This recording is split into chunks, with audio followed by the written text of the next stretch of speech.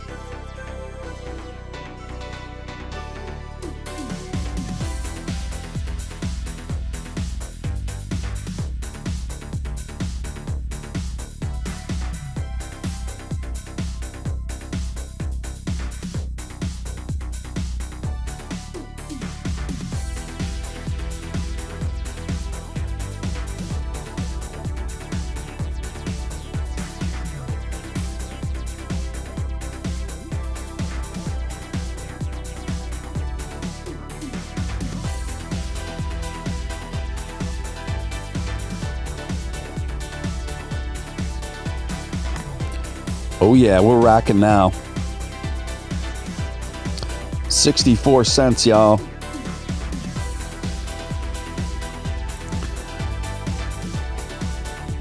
This music will keep you awake.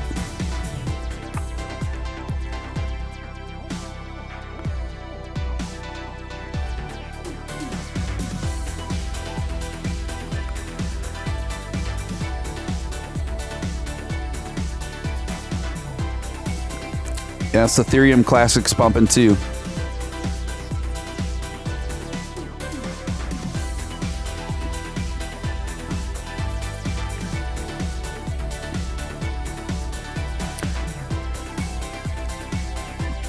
Ethereum Classic is just almost to 3,500 again.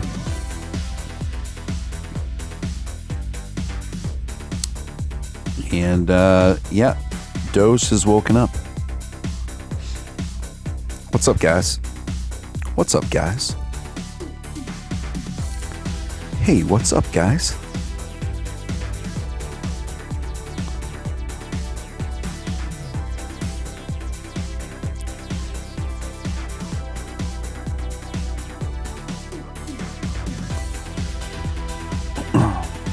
Dr. Disrespect. I've heard of Dr. Disrespect, but I haven't watched him. What's up, Homelander?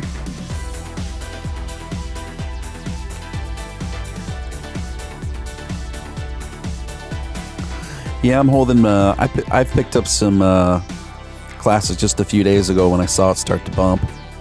And I've been holding on to Ethereum for a while though, and I've been adding more and more to that.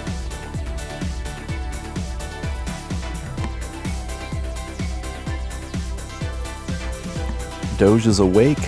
It's alive. It's alive. Top of the morning to you, sir.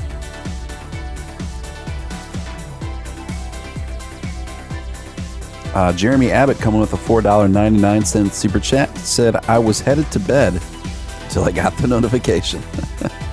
I feel like I'm having a bad influence on you, Jeremy. By the way, Stuart Yates, I saw that you super chatted while I was gone for $4.15. If you're still around, Stuart, I want to thank you for that. Appreciate it, man.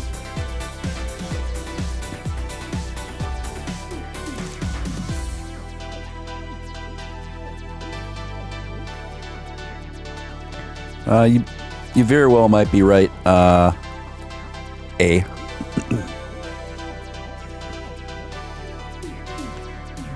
Yeah, I don't have nearly as much invested in Classic as I do in the original.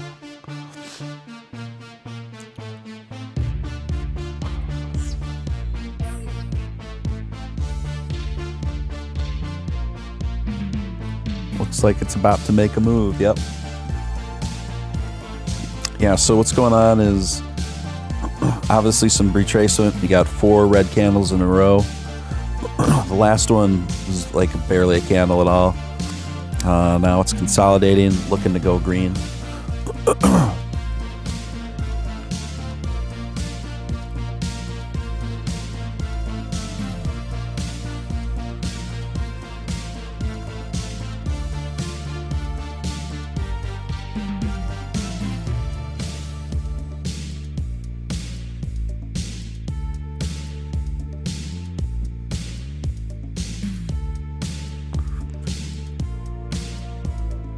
Elon dropping on Mars in 5 to 10 years with astronauts. Never mind the moon. We're going to Mars, baby. I mean, it's true. That is about the timeline he put an expedition to Mars on with astronauts.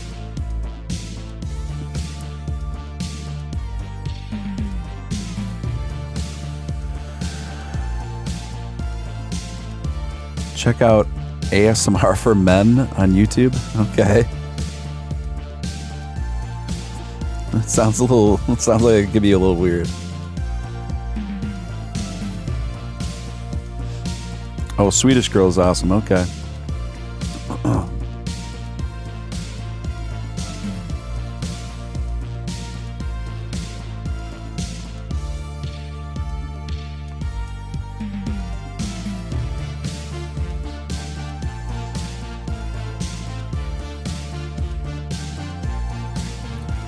Yeah, sleep occasionally.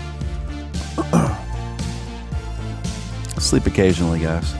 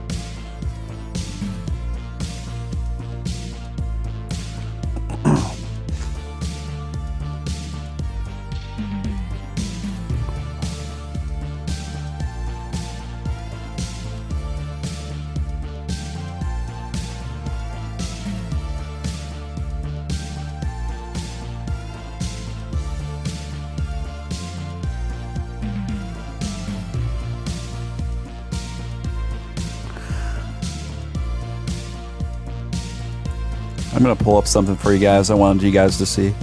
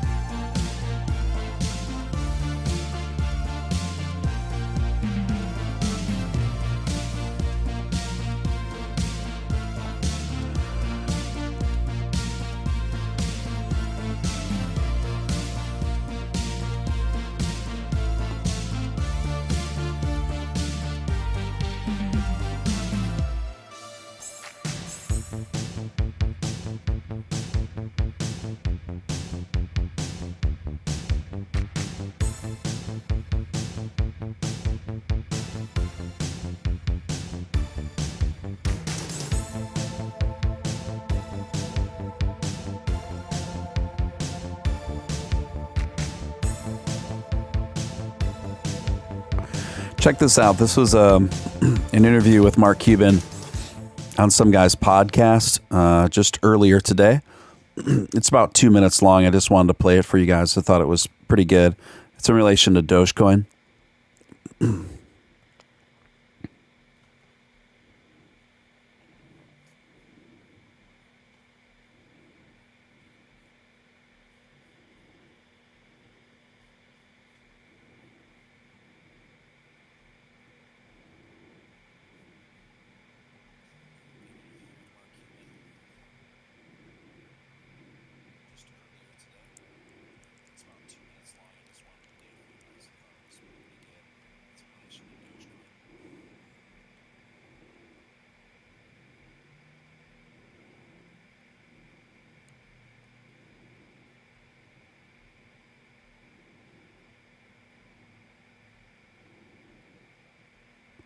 I don't think it's coming through, though, is it?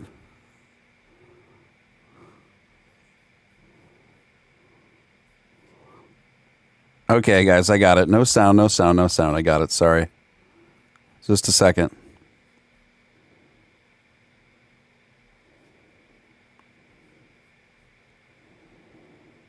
All right, I'm just going to shoot you guys the link. You can watch it on your own, maybe at another time.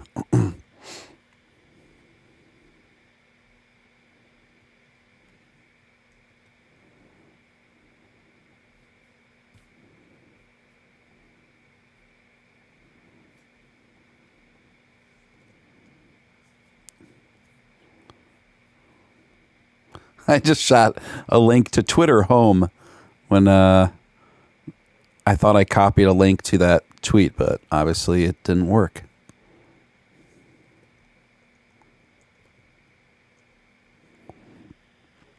Okay, there we go. And then I'm going to turn some music back up.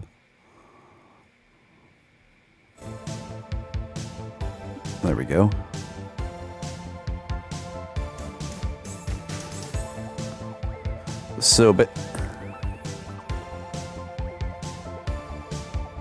So basically what it is, it's, I'll tell you guys, I'll sum it up for you guys. Basically, it's Mark Cuban, you guys, talking about how he's pretty certain that Dogecoin is going to go to $1. He's pretty certain Dogecoin is going to go to $1. So I thought that was a pretty bullish thing of him to say. And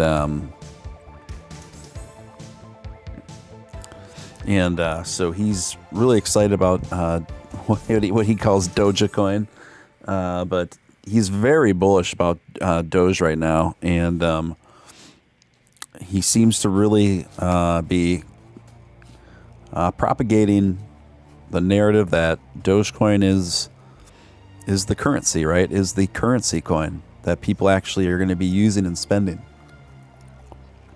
And he was actually championing Dogecoin soft cap, and saying how he thought it was brilliant, and that Dogecoin is going to $1.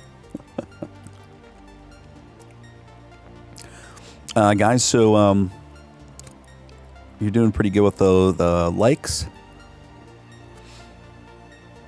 And if you're new here, I'd like to personally welcome you and excuse me, and invite you to join our ranks and subscribe and hit the notification bell.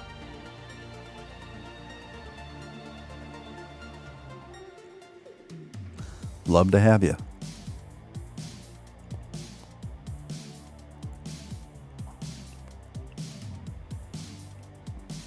Anthony Booth coming through with a $4.99 super chat. Thank you for that, Anthony. I really appreciate it, man. Thank you for your support of the show. He says this message was possible because of Doge. That's what I love to hear, guys. That's what I love to hear. Lords of Dogetown. I love that. That's a based on the Lords of Dogtown, based on the history, essentially the history of skateboarding in a way. How Dogtown skateboards came to be, which led to Powell Peralta. Stacy Peralta came out of that scene and started Powell Peralta skateboards, which brought us the Bones Brigade in the 80s, which comprised of Steve Caballero, Tommy Guerrero, Mike McGill, and a guy you may have heard of, Tony Hawk.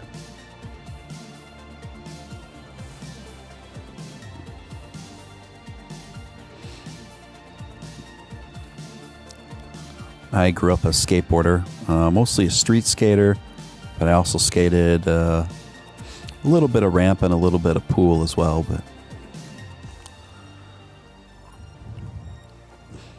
I also wrecked my knee too many times for me to skate anymore. Like literally my doctor told me, you cannot skateboard anymore. It's not even the cards for you, man. So now I just longboard now. No more tricks.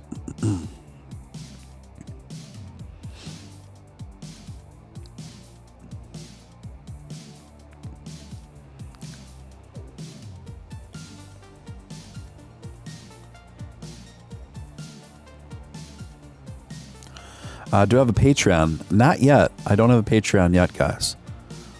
I'm still pretty new, you know. I think the channel's about 5 weeks old right now. 5 weeks old.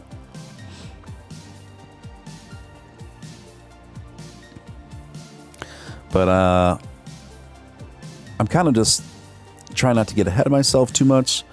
But if the channel keeps growing, I think I'll look at a Patreon. I think I'll look at some merch.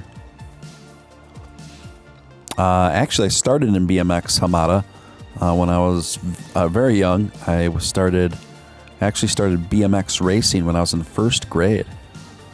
My older brother, who's actually passed in the year 2000, but my older brother was into BMX before me, and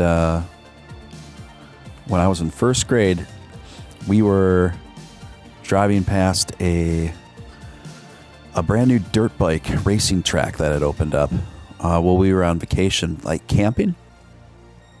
And so we checked in on it. They said, yeah, we're having our opening day of racing tomorrow on Sunday.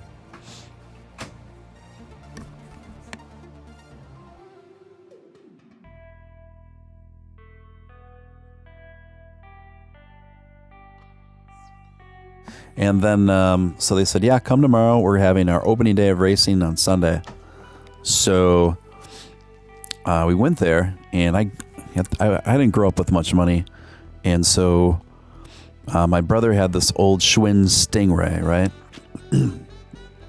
And we couldn't even afford like a proper like number plate for the bike. So we just, we shared the bike. First of all, my brother was determined to make me race that day, and in my age group. And so we shared the bike, and then we just took a paper plate and we put our assigned number on the paper plate, and we taped it to the handlebars. And I remember my brother telling me, he's like, so I'm on like this adult dirt bike in first grade. My brother just, the only advice he told me was, go as fast as you can. Don't look at any of the other racers. Don't look at any of the other riders. Don't pay any attention to them. Just go as fast as you can and look straight ahead and try to stay low to the ground. I said, okay. So we're at the gate, and as they said back then, the gate operator would say, riders ready, watch the lights, and the gate would fall. So, you know, I was really nervous kid. I was in first grade. I had never done this in my life. And he said, riders ready, watch the gate. As soon as that gate fell, I pedaled as fast as I possibly could. And I was just a bundle of nerves. And I just pedaled as fast as I could. I tried to stay low to the ground on the jumps. And then I could see my family cheer me on eventually. And I kept just blazing through. And then my brother said, you can stop. It's the end. So I stopped, and everybody's cheering. I'm like, what? Why? What's going on? They're like, you won. I'm like, I what? Like, you won. I'm like, I couldn't believe I won. I just couldn't believe it. And so, yeah, my whole family was just like cheering me on, and it was wild, man. And so that was the beginning of my BMX racing career.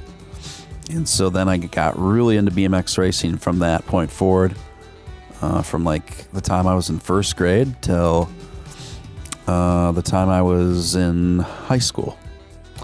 And yeah, I always worked part-time jobs to pay for all my BMX gear, and then like all the fees to be able to race and stuff. And then I got a sponsorship from Andy's Candies. Yeah, I get a little almost choked up thinking about that, you guys, because my brother's no longer with me. And he lived a crazy life. He made his decisions, you know, but he was a really good guy. He was very family oriented, and yeah. But so then I end up getting sponsored by Andy's Candies, which is like this candy company that makes a bunch of different kinds of like chocolate wafers, right? So then that was my first sponsor, by Andy's Candies. Then I wore Andy's Candies like racing jersey, and I'd get as much free Andy's Candies as I wanted. And then so what happened, and this was probably when I was like in third grade, when I got third or fourth grade, when I got sponsored by Andy's Candies. It was really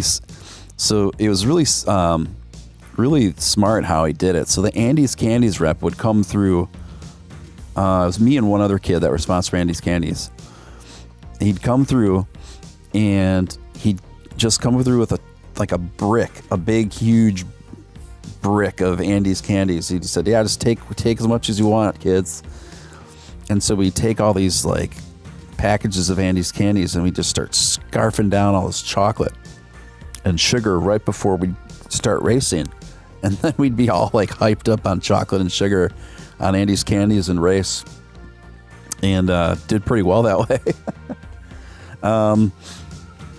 So I actually didn't get first a lot. There was one kid at my local track who ended up going pro. His name's Harry Devitt, but he would always get first, and I'd almost always get second. On a bad day, I'd get third.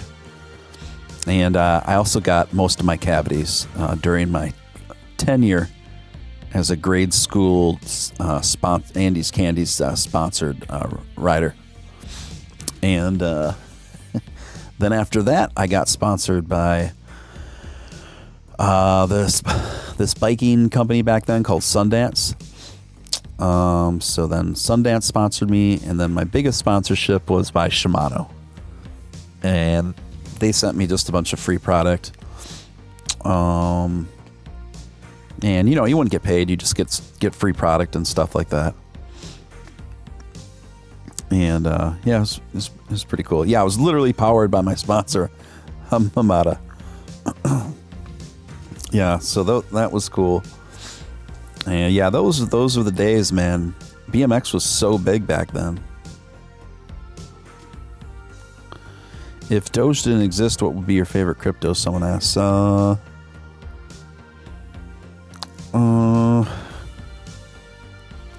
Good question. I'd have to say, I'm just looking through my portfolio.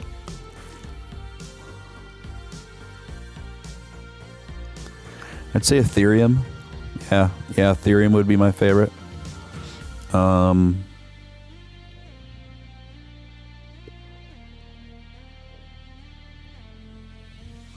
There's other cryptos I really like. Like, I like them as a concept. I think they're, on paper, they've got awesome utility, and I'm invested in them, but they're just not doing anything. So for that reason, I couldn't put them as like my favorite. It's got to be making me decent money if it can be my favorite, right?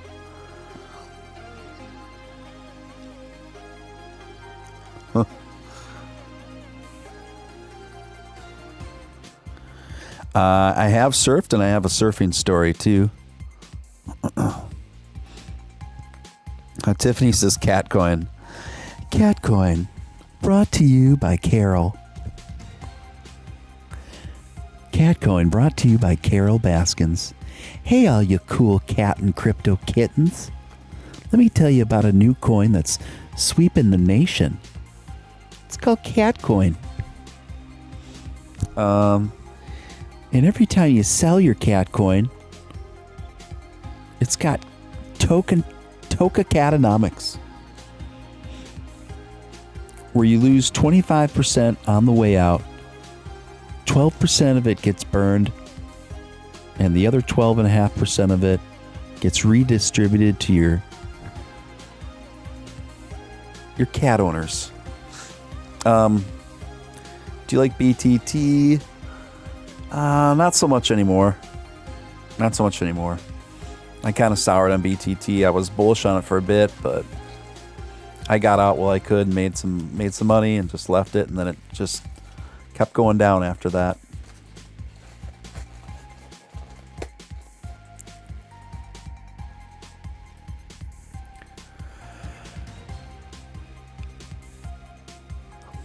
Cardano will definitely blow up soon. Yeah, maybe. Cardano always to me sounded like a mafia boss. If you know what's good for you, you'll buy some Cardano.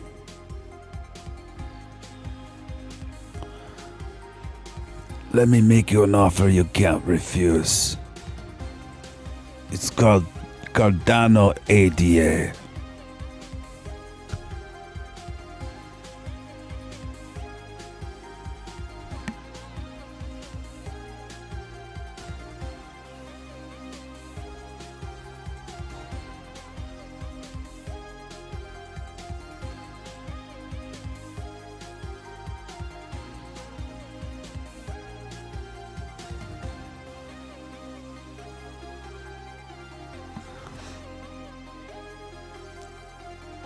Hey, all you cool cats and kittens, it's Carol Baskins here to tell you about Catcoin.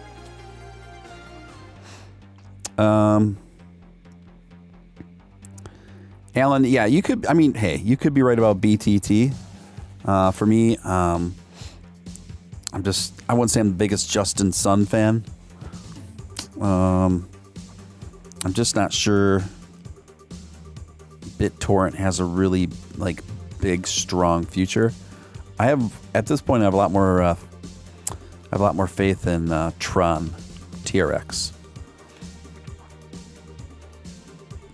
I think TRX could potentially do really well. But, I could be wrong.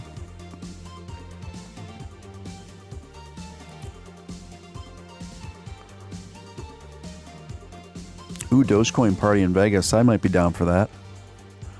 I love Vegas, man.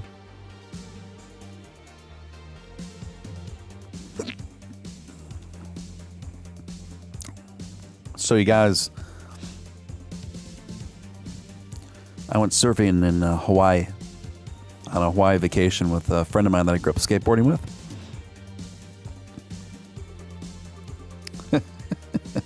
Roll on the floor with your Carol voice. Hey, all you cool cats and kittens. This is Carol Baskins. I'm here to tell you about a little coin I'm calling Catcoin. Steve, what are your thoughts on Elongate? I don't know, man.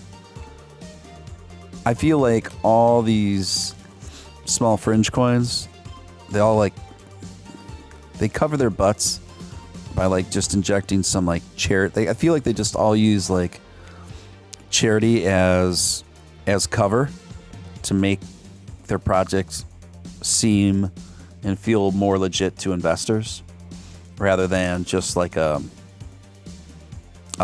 pop-up coin with a jokey name, right? That you get on Pancake Swap or whatever. But and I just kind of get that vibe from Elongate. I mean, you named your... There's so many coins now that name themselves after Elon tweets and stuff, different Elon tweets or things like that. I don't know, man. That stuff just rubs me the wrong way.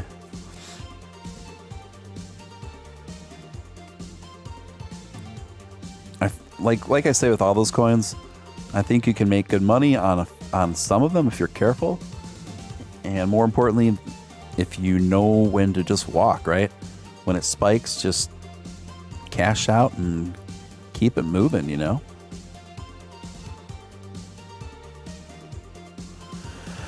The problem is with all those coins now, all these small fringe red light district coins, they all have Discord groups, they all have Telegrams, and so then there's these small factions of all these. For every little red light district coin, they build this little echo chamber, and if you go into these Telegram groups, you go into these Discord groups of these coins, they're all the same, man. They're all the same. It's like a small group of people that all think the coin's about to 1000x at any moment, and that no matter what, you shouldn't sell, and that you just need to hang in there because it's about to go. And that's what the whole thing hinges on every time. And that if you express any doubt or maybe express any criticism of the coin or the way it's structured, or even acknowledge that it's doing poorly, you get banned. You get kicked out of these groups. So there's none of that allowed in these groups. They're just solely looking for an echo chamber of investors. Nothing else.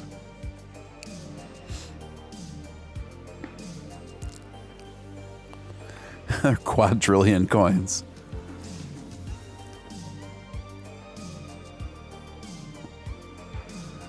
People don't mute yours.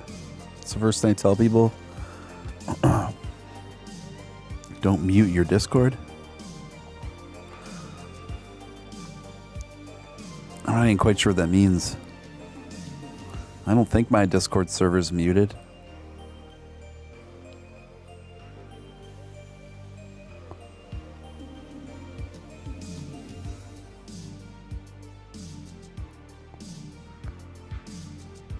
But who knows?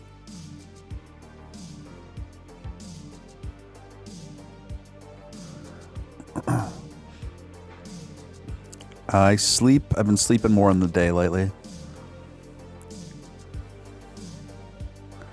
Johnny says I'm about to use your Voyager code. Go for it, bro. Nice. Love to hear it.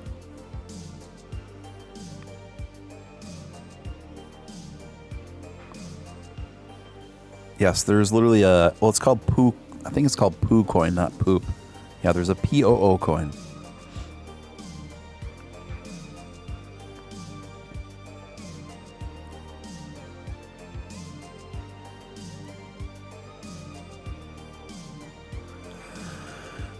Okay, gotcha. Oh my gosh. I can't believe... Is that the real Emerald Evasion?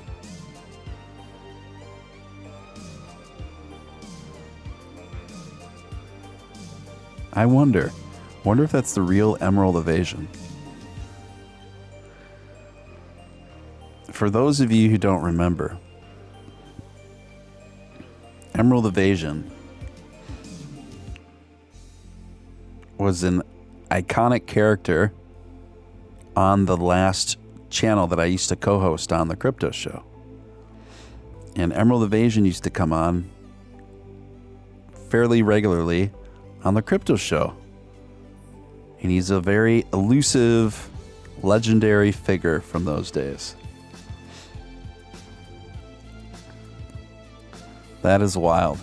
Emerald, it's so good to see you, man. I'm glad you found it. This is my new channel.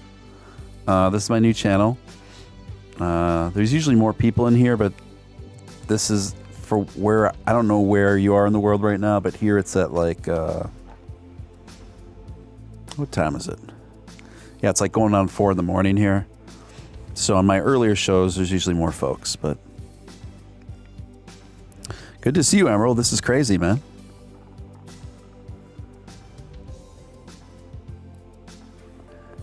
That's crazy. Yeah, what happened...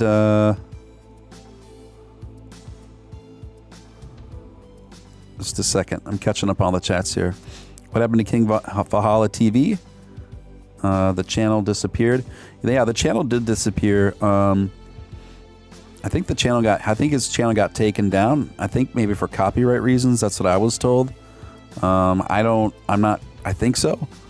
But after that, I just decided it'd be better if I just started my own channel so I could just have better control of things and the content and the way things are run. Yeah, Emerald, super good to see you, man. Super good to see you. Emerald is legend, man. Emerald is legend.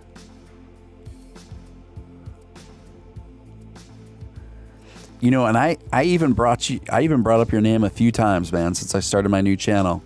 I said, I wonder if Emerald Evasion, anybody know where he is, man? I hope so. I hope he finds the new channel somehow. And you did. You found the new channel, man.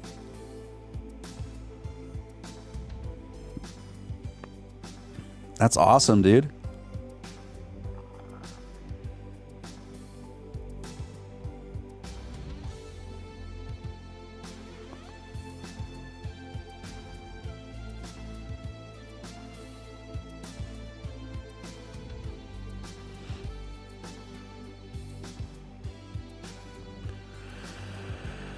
So for a while, like, people were speculating that Emerald Evasion was like Emerald Musk's like alias profile, where he would so he could anonymously listen in on Doge streams. I don't know where Steven Steele's jacket is. Emerald says, trust me, I literally tried to find you guys and gave up. I finally found it. That's awesome, man. Yeah, so Emerald... Yep, Emerald's been holding on to a lot of Doge, right? A lot of Doge since around 4 cents, yeah. Amazing what's happened since then, right? I mean, here we are over 60 cents now since then.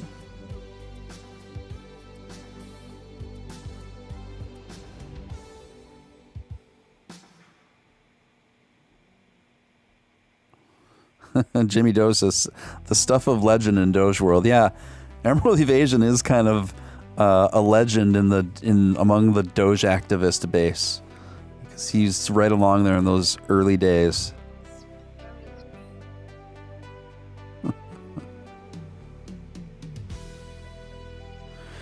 Never thought I'd reach over 60 cents this fast, man. Yeah, me either, man. I mean, I always knew it was going to get there and beyond, but not this quickly. If someone had to guess where we'd be now, I would maybe put it around 30 cents, maybe around 30. 25, 30. And the best part about it is, Emerald, we've just begun. We've just begun, my friend.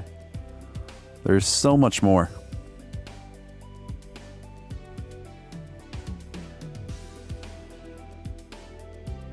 Yes, Emerald Musk is here, Jonathan. This is Emerald Musk. Emerald Evasion is Emerald Musk. Chi-Chi says Emerald is legend. Yes.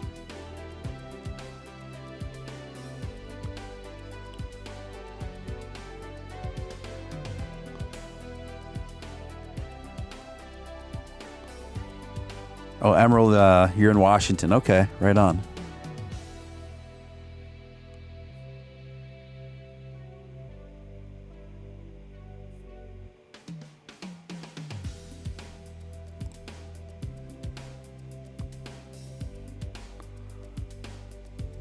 You owned 180,000 coins at 6.7 cents, and sold.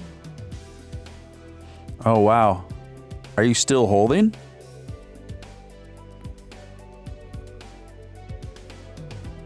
Oh, so what you're saying is you still own your original main buy-in at 4.5 cents, right?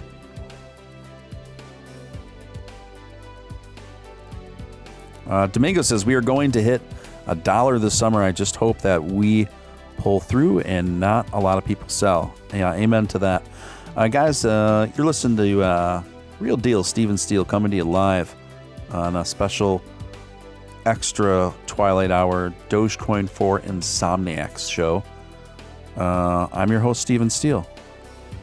And if you haven't hit the like button, if you could just take a moment to do that, it really helps. Takes a split second of your time, doesn't cost you a dime. It's the number one thing you can do to help a new emerging channel like this get in front of more people. And then if you're new here, I would encourage you to subscribe, and I'd like to welcome you to the channel. And don't forget to hit the notification bell. And when you hit the notification bell, press all. So that way you never miss a show. If you don't want to, you get every notification, whether it's a video or a live, you know right when it hits the airwaves, the moment it does. And you never have to wonder about missing a show ever again. And if you feel compelled to super chat at any time during this broadcast, you can do so through YouTube, right in the chat there. Again, I'd like to welcome Emerald Evasion, the legendary Emerald Evasion, aka Emerald Musk. Tracy McDonald, I don't know how to say the second part of her name, Tracy. Tracy McDonald Ofelt. I apologize if I got the second part of your last name wrong. Thank you for your super chat of $1.50. Appreciate that. And I like your little doggy. I went with it. That's great. Thank you.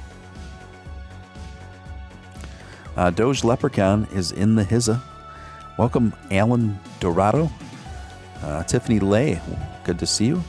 Vegas baby. Is your name derived from the seminal classic 90s film Swingers? Vegas baby. Aaron Boley, I want Doge to crash so I can buy dips. Am I alone in this? No, you're not. It doesn't need to crash. We're early in the game. This is the dip. Dip. That's what Tiffany 89.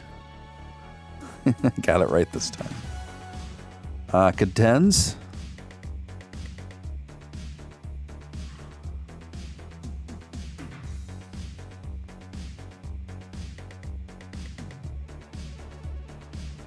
Well, Aaron, it depends. I mean, it just depends on where people's buy-in points were and how many Dogecoins they have.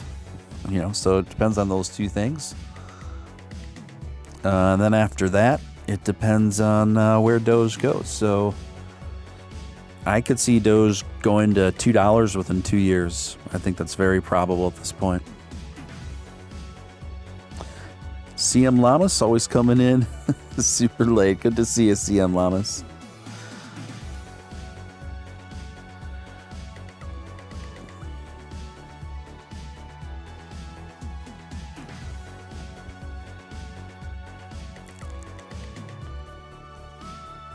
Where will Doge be in 10 years?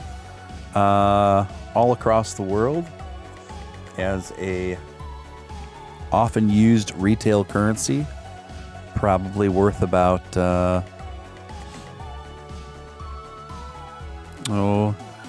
anywhere from $5 to $10.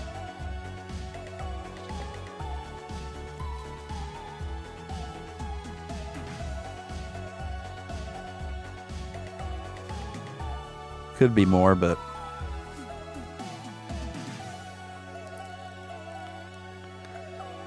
I'm at work, so I'm awake all night. Gotcha. Cardano, $10 by the end of 2021. What year is it? Wow.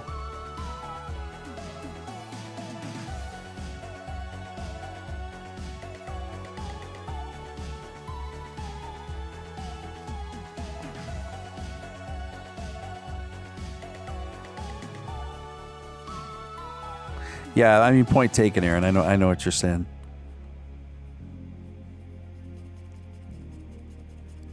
Yeah.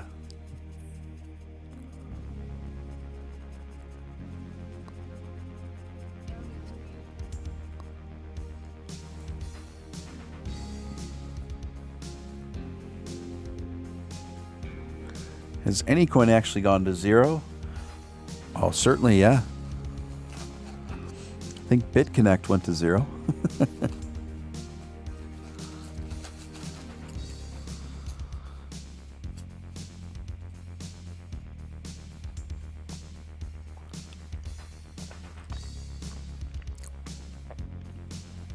mean, a lot of these coins, a lot of these smaller altcoins just pack it up.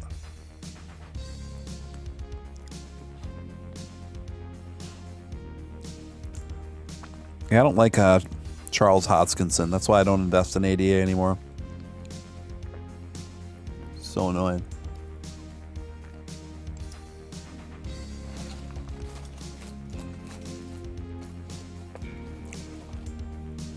I think ADA is overrated anyway, personally. I'm starting to see other coins pop up that are getting a lot of momentum. That have pretty similar utility to ADA that are faster.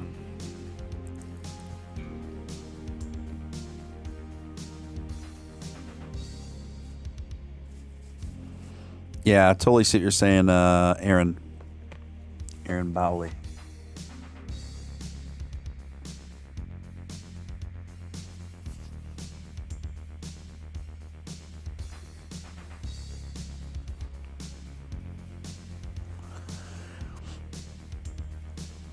Yep, lots of rug pulls.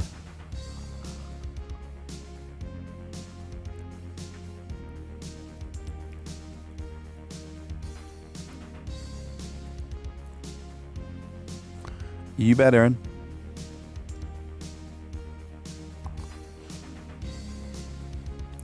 Is Shiba Inu coin a serious coin? In my opinion, no.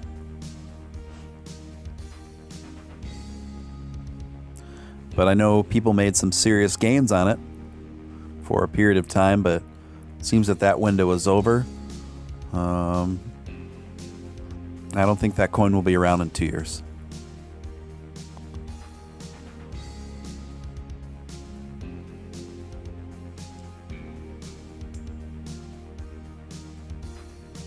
Stellar Lumens is a pretty underrated coin. I do like Stellar Lumens.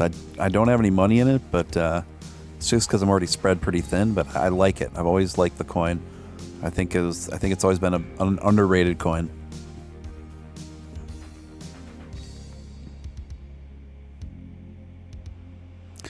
What indicators do you use to buy new coins? Well,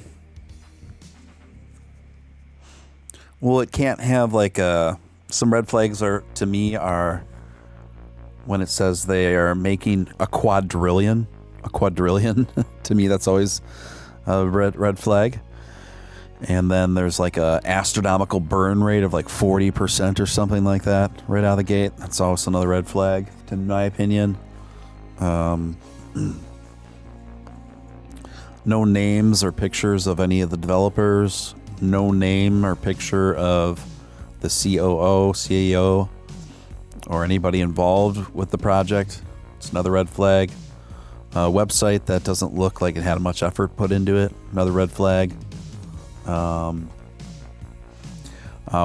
White paper that reads just very ambiguously. Usually it has something to do with vague concepts surrounding NFTs and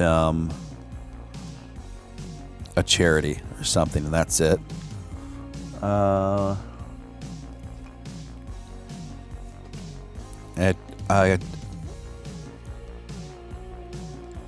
community and like a team that is telling everyone and inferring that everyone's going to get 1,000% plus if they get on it now. Another red flag. So those are things I look for. What other coins do you currently own? I'm big on Ethereum. I love Ethereum.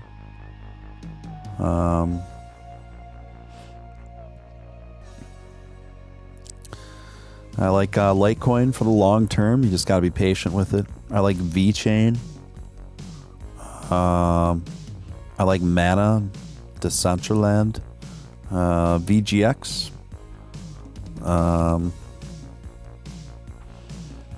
CKB Nervous Network, I'm on the fence about, even though I got money in it.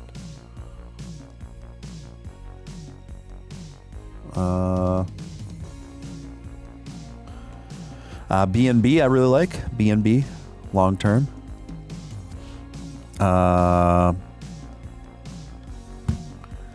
XRP, I kind of missed my window on, I think.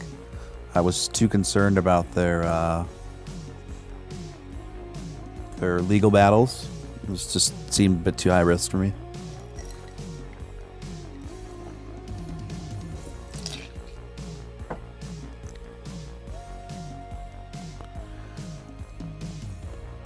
Ethereum Classic, I own a little bit. I don't know near as much Ethereum Classic as I do regular Ethereum, but I like it. I just don't know if I can go the distance. Right now, it might be in a bubble, and it might not see another one for a long time. That's how I feel about it.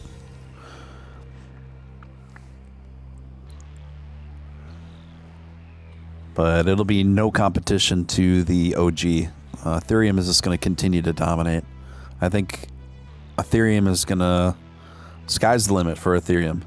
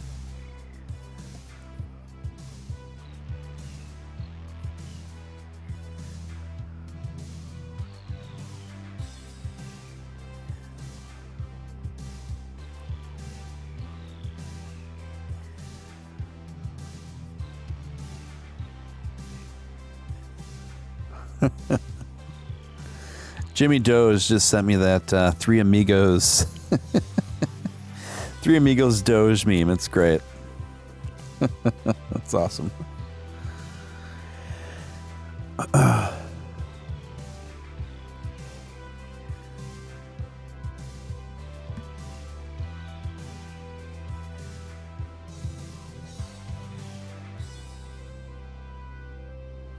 That's precisely why, Alex. Coinbase is bleeding. They're bleeding users right now. They're losing users to anyone from Gemini to Voyager because they don't carry Doge.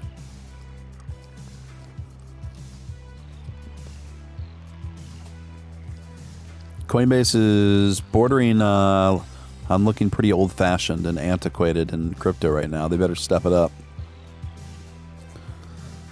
I don't know how much longer they're planning on waiting to unveil the Doge, but at this point, I think they're putting their business somewhat at risk now. I just don't know what their plan is. I can't figure it out.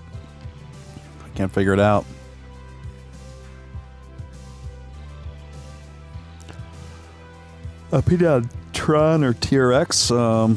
I like Tron better than BTT. I used to think the other way around, but I think Tron could go places, and the CEO Justin Sun is trying to make some sort of integration tech between Tron and Doge, which pretty smart on his part, frankly.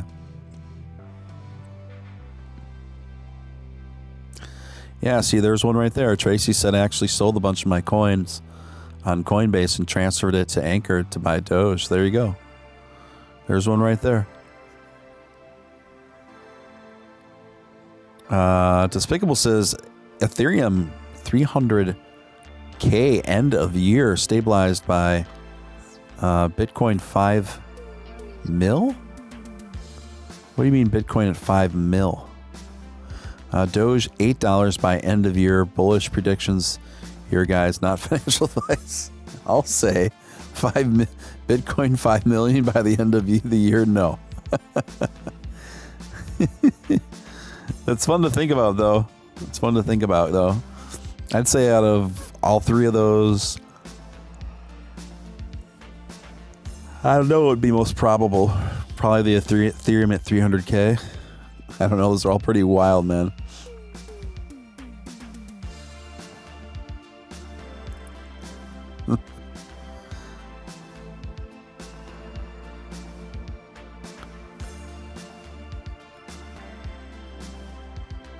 Yeah, Chi-Chi is just talking about how Coinbase just released 4 new coins. I know, I saw that too, and I'm just like, you're adding every coin but Dogecoin at this point. You're just turning into a long, cruel joke. Coins with a fraction of the market cap. Dogecoin has the 4th largest market cap in all of crypto. Like, how? I just don't understand Coinbase. It's almost to the point where it's almost the point of like Coinbase refusing to carry Ethereum or something.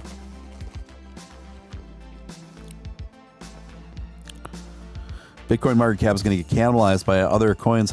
Alex, you could be right. I mean, I've been talking about this slightly where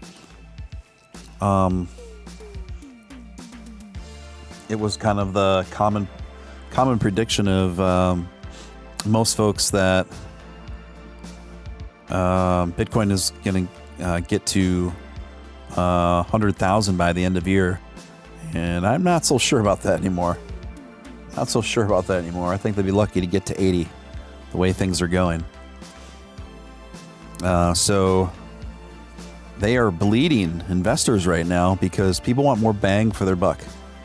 Working class people that can't afford huge investments in BTC, and people that didn't get in super early on BTC, are, unless you can put at this point, unless you can put a ton of money into BTC, your returns are going to be very modest, right? And more people looking for more than that. So they're taking their BTC investments and they're reallocating them into Doge, and they're reallocating them into Ethereum, and then a few other top 10 coins. And I don't see that stopping. I do not see that stopping. Now, we do, at the same time, need BTC to remain some level of resilience, maintain some level of resilience, maintain value and stability, because, there is a certain level, there is a certain necessity that the rest of the crypto market has to rely on, currently anyway, with BTC. But eventually I wouldn't be surprised if Ethereum just overtook it and went into first. Yeah, BTC's BTC's asset. It's like digital gold.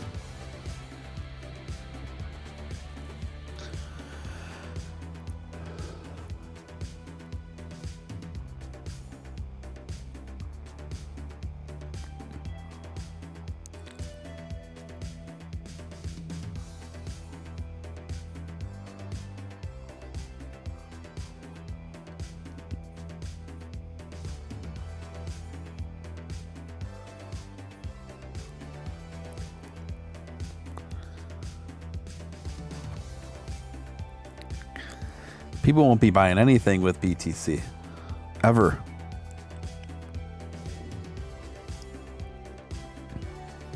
I've sold about 60% of my Bitcoin and reallocated it mostly into Ethereum.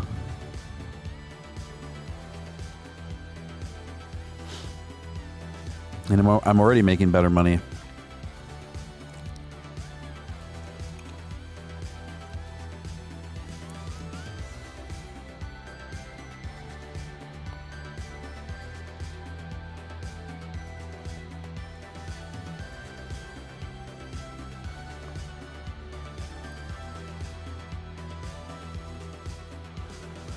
Yeah, big agree there, Jimmy Doge. Well stated. Well stated. By the way, welcome back to the chat, Jimmy Doge. I haven't seen you here in a while.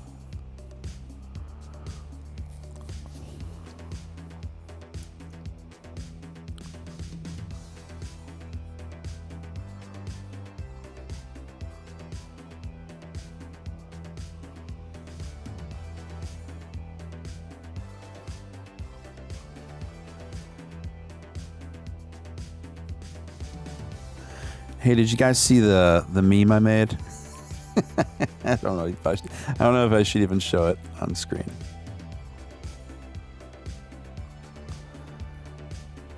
Here, just a second.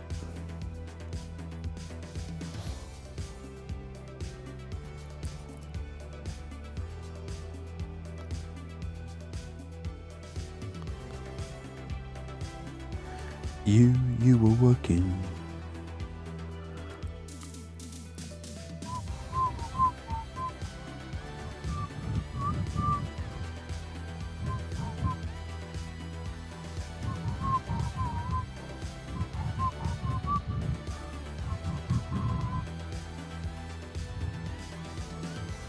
There we go.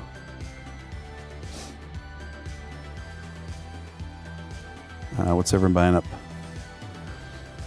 WXRP in Cincinnati. Doge, duck, dive, dip, Doge. The people's currency. Correct.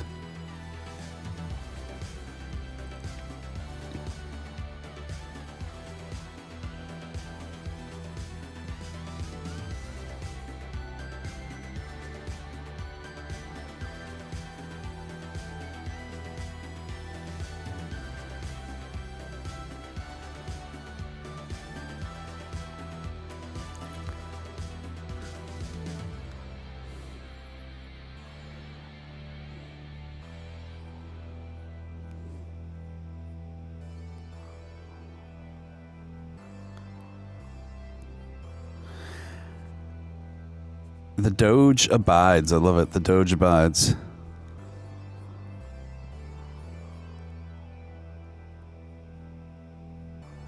Thank you, Crazy, to see the growth and amazing work on the show. Absolutely been killing it as the voice of the people, the real deal. With that info, real info you need. Thank you, Jimmy Doge. Appreciate you, man.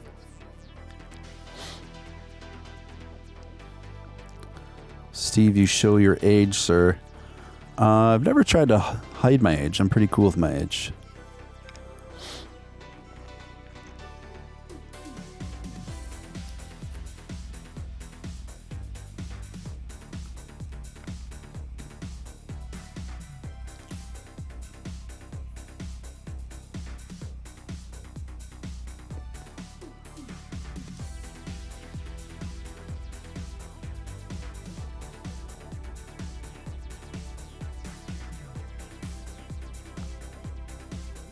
Jonathan says, as a holder of both, I approve of this meme. That's what I like to hear.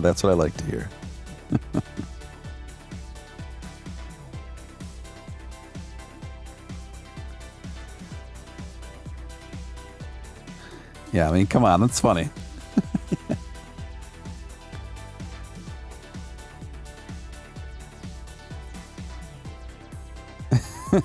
Jimmy.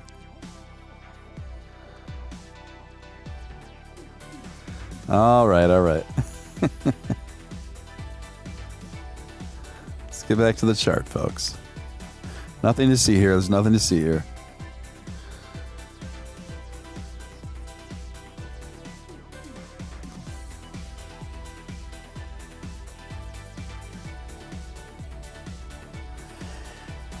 Yeah, it'll be really interesting to see where Doge takes us through the day here on Friday.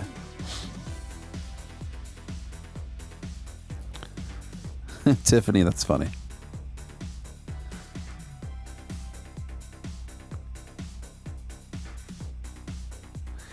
Yeah, I have a couple questionable coins that I play around with just for fun. In the red light district, it's my gambling money, like my big time gambling money. And right now I'm invested. I lost my phone, so I can't open my Trust wallet. But right now I'm invested in... I got a little bit of money in C Rocket, the C word rocket, ASS coin, Space Monkey, and one other one. They're all crap. They're all terrible coins, but they're fun to watch. It's just the spending money, It's just the lottery ticket money.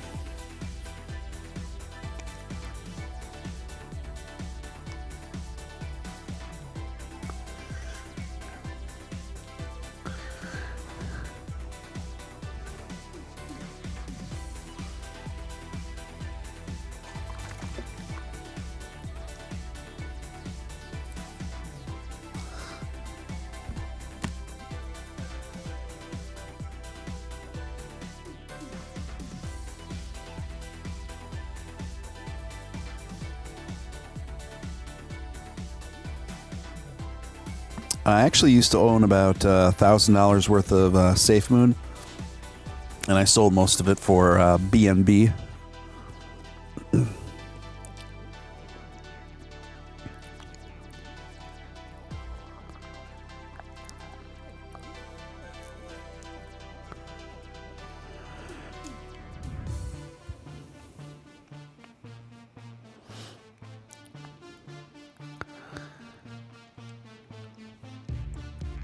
Yeah, that Sea Rocket coin, it's such a gross name. I even felt kind of gross buying it.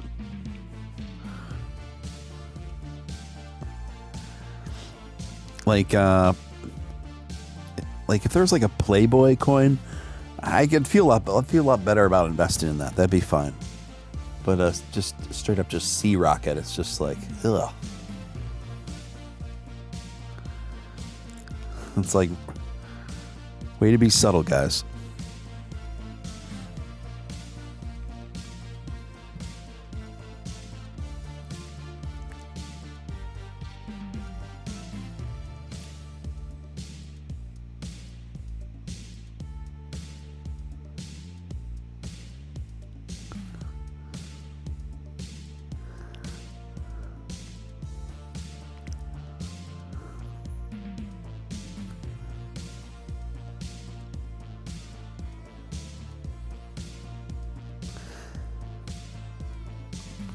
Yes, Ethereum's very strong. Ethereum's a great investment, I think, long term. And I think it's just, I don't think there's anything stopping Ethereum at this point, guys. I think it's just going to go leaps and bounds over the next couple of years.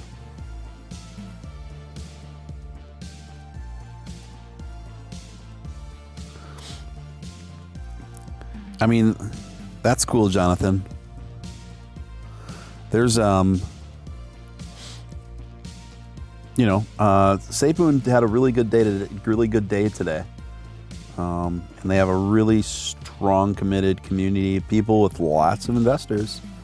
So despite its limitations as a coin, and it does have some severe limitations, those may not matter. Those may not matter if if they already have 1.5 million investors and they just keep growing. There still could be a lot of money yet to be made. One thing I'm concerned about, well, there's a lot of things I'm concerned about with SafeMoon, but right now it seems to be there where it builds, and then like 80% of its market value just drops from like one wallet, which is kind of suspect, and then it slowly builds up, and then what a big spike is considered is about when it gets about half, up to about half as much as where it used to be. So we'll see if that's like a cycle, or if we actually see continued sustainable growth for the coin.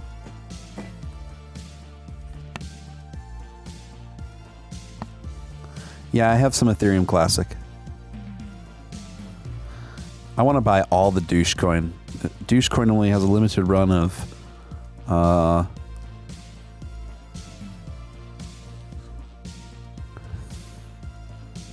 100,000. So I want to buy every Dogecoin. A says SafeMoon will be listed on Coinbase before Doge. At this rate, I think you might be right.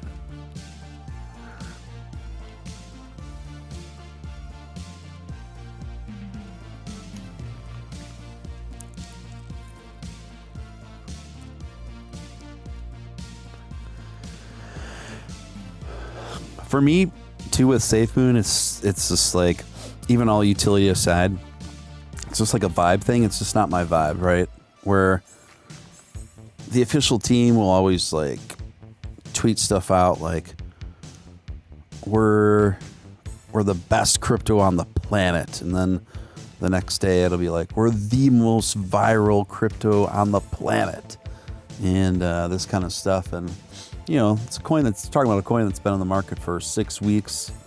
It's just I don't know. It's just not my vibe.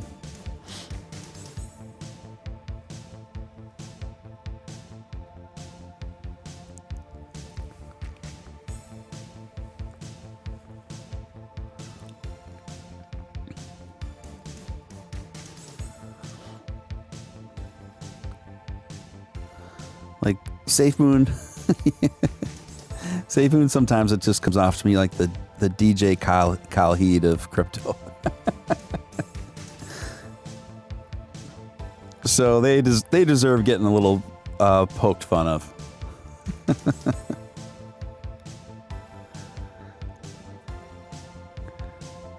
but at the end of the day, it's all in good fun, and I just try to ask questions that are going on in my head about it, and have it out.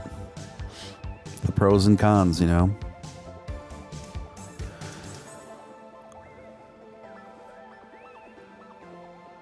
Yeah, that audit was interesting. It was like 13 violations, you know, mild, moderate, and then one major, but nothing critical. And then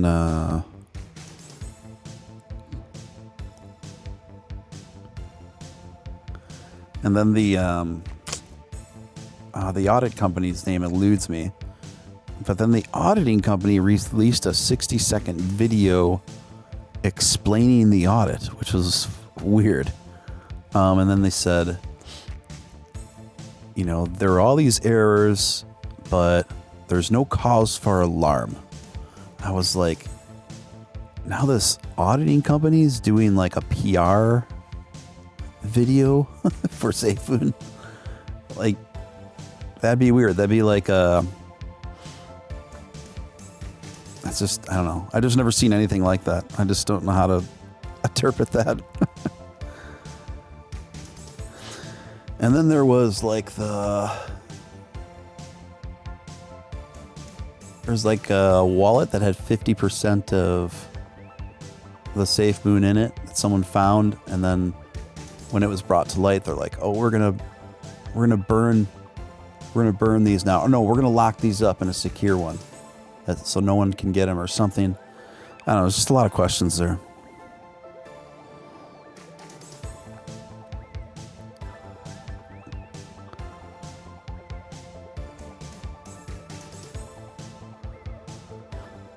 So BNB, I think, is going to keep doing really well over time because all those third-party coins that you access through PancakeSwap, most of those rely on BNB coin as converter coins for their coin. So I think tons of people, consequentially, just because of that function, will keep buying BNB coin to convert their coins. So that reason alone, I think, is a really good reason to stay invested in BNB long term.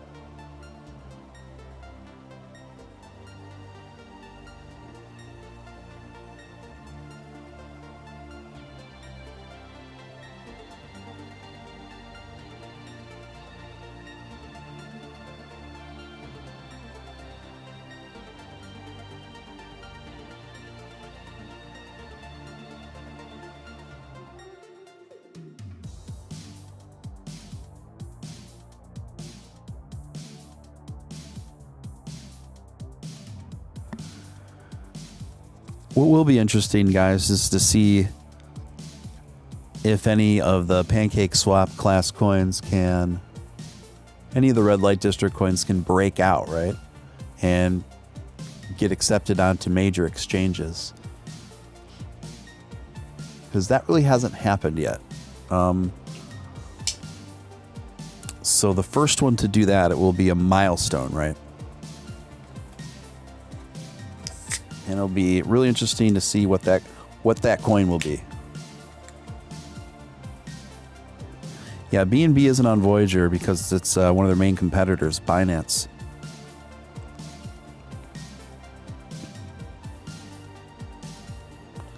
Just like you won't find VGX on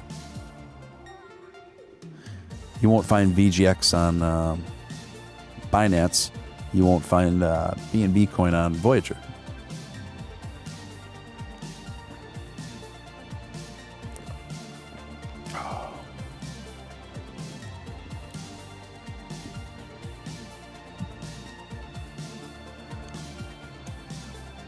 I'm getting a bunch of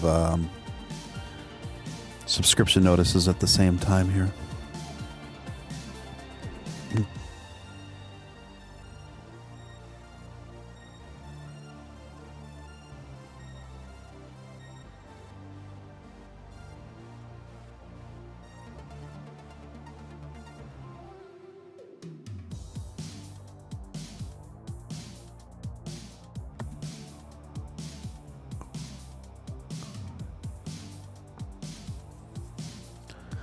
Guys, we're just holding steady right at about 6.2, a little under 6.2.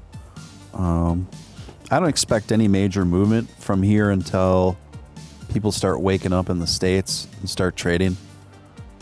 Today will be, the next 40 hours are going to be pretty interesting to see how this shakes out, right? But I will be doing a special Saturday Night live stream covering Elon on there and seeing how the market's reacting to it. So you might want to be here for that.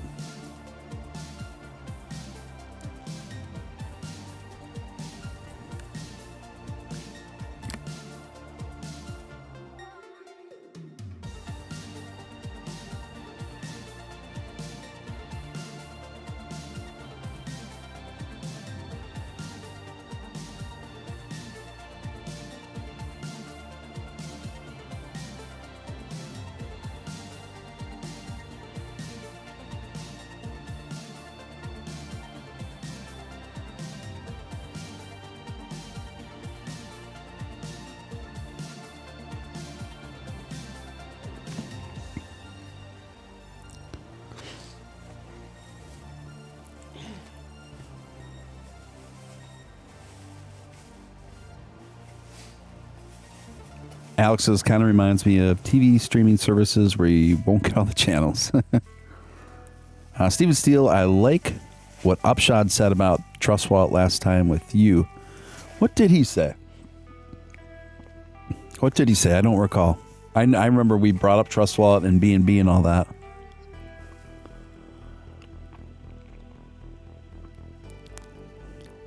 Welcome back, David.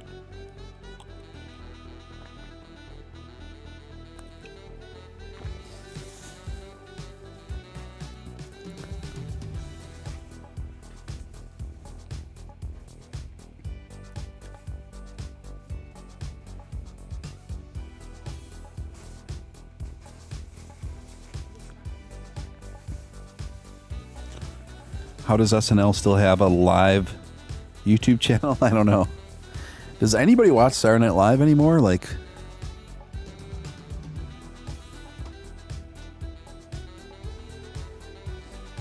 I think the only like cast member people even know or like on there is maybe Pete Davidson.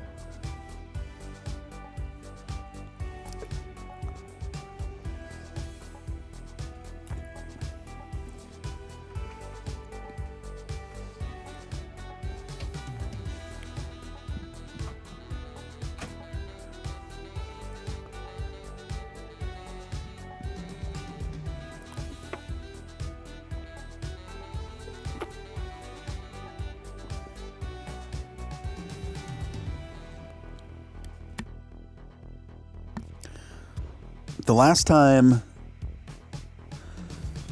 in my opinion, the last time SNL was funny at all was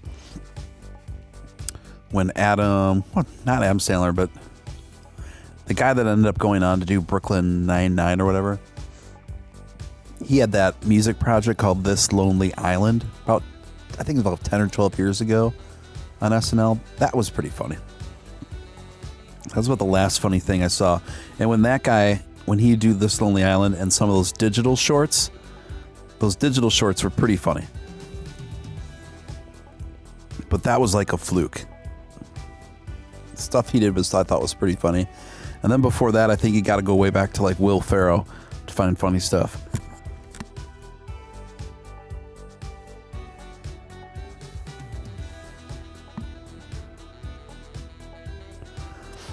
King of Staten Island. Yeah, I saw that on my my Amazon Prime.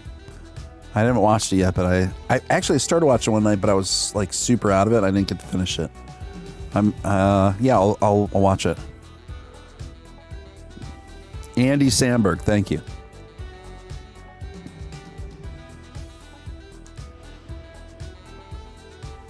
What is the best crypto trading app?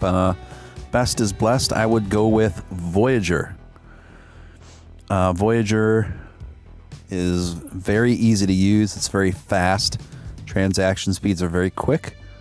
And so, yeah, that's what and they're fair.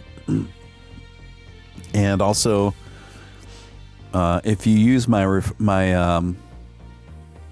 referral code, you'll get approved. Most people get approved within 24 hours, and then you'll get $25 in free Bitcoin.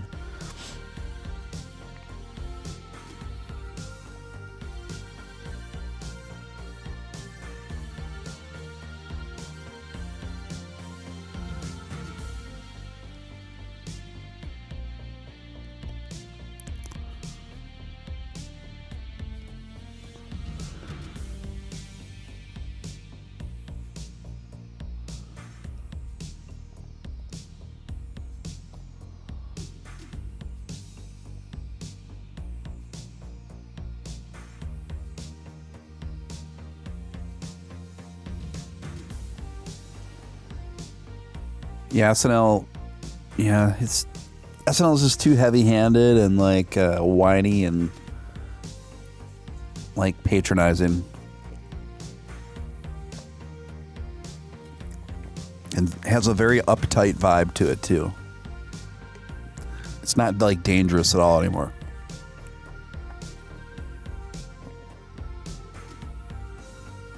It's very sterile.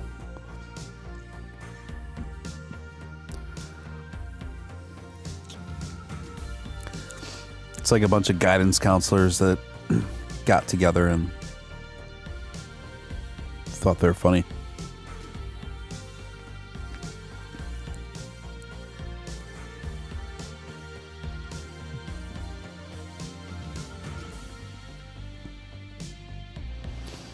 Got more Doge and TRX. All right. That was easy. That was easy.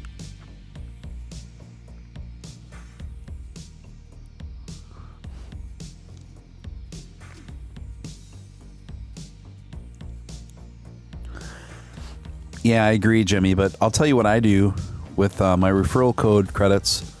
Once that $25 hits Bitcoin, you can put it anywhere you want. So that's what I do. I just roll it out of... I've been rolling out most of mine to either Ethereum or Doge. Ugh.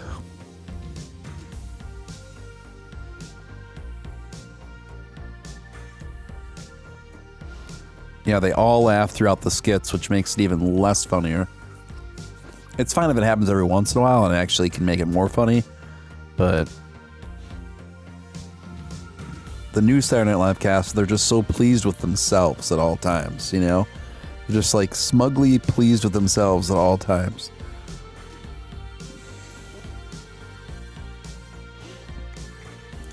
Long gone are the days of Chris Farley, Will Ferrell, Eddie Murphy, John Belushi, Dan Aykroyd, Chevy Chase,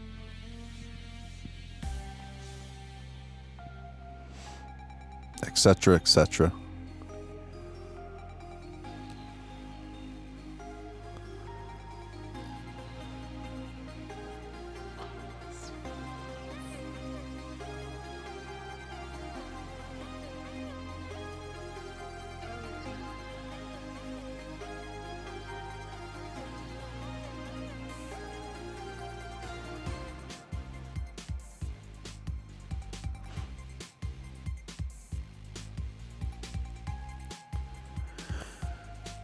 Oh, yeah. You know, XRP, I think, has got a... I think it's going to keep doing well. I'm not invested in it because I didn't get in on it early enough because it seemed way too risky to me with all the legal trouble that they were in, but they seem to be handling the SEC just fine now. Been beating them back and handling them just fine.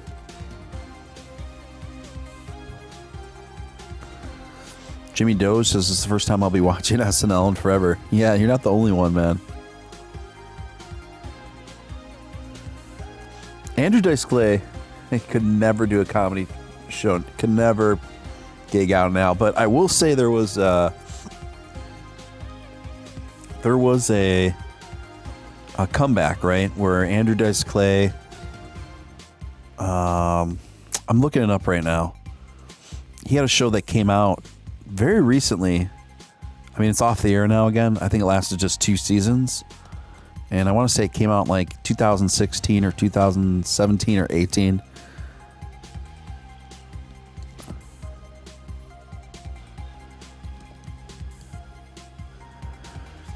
I think it was just called Dice. Yeah, it was just called Dice, and it came out in just 2 seasons in 2016 and 2017. And it's unfortunate it already got canceled because I thought it was really well written. I thought it was really well done. It kind of reminded me of like, almost like if Larry David wrote a sitcom for him now. And he played himself as, you know, the age that he is now. And yeah, it got canceled after 2 seasons, which sucks because I thought it was really entertaining and I thought it was really well done. And I don't know why it didn't catch on.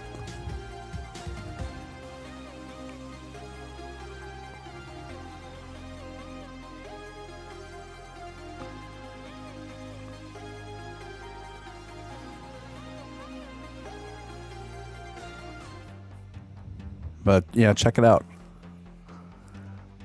It was done really smart too.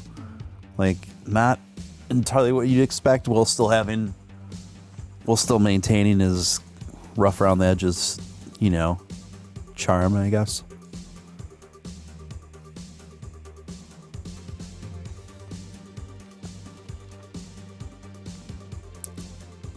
I grew up in a really strict religious home and homeschooled and feel more sheltered now. Oh, interesting.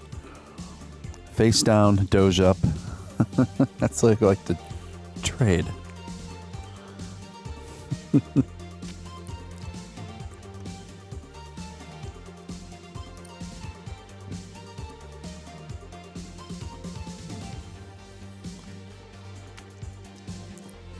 Well, that's certainly the way I like to trade. Sam Kinison, yes.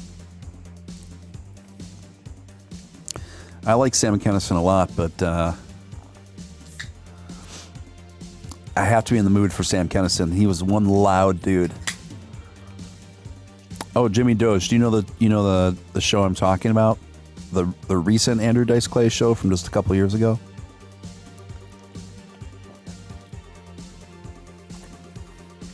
It was really good.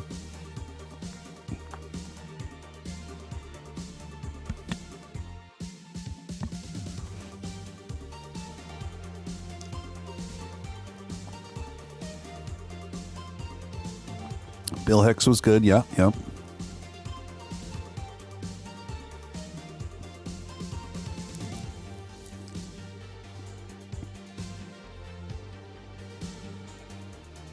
Black Sheep was a pretty underrated movie. Black Sheep was really good.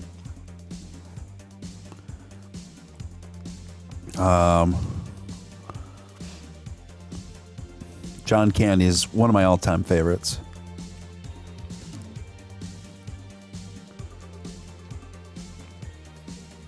I don't think John made it past the age of 50 or 52 or something.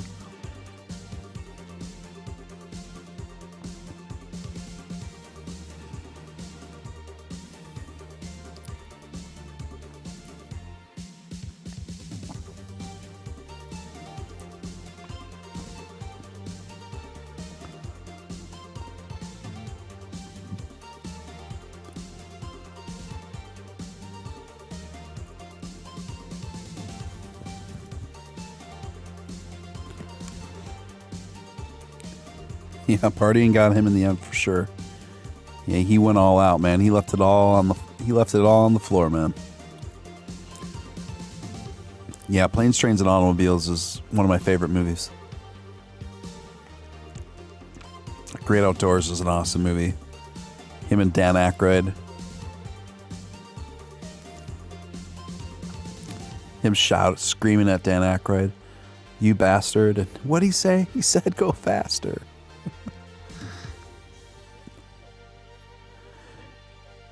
Yeah, John Candy's one of those few celebrity deaths that just really socked me in the gut. When I remember hearing about that, I was like, oh man.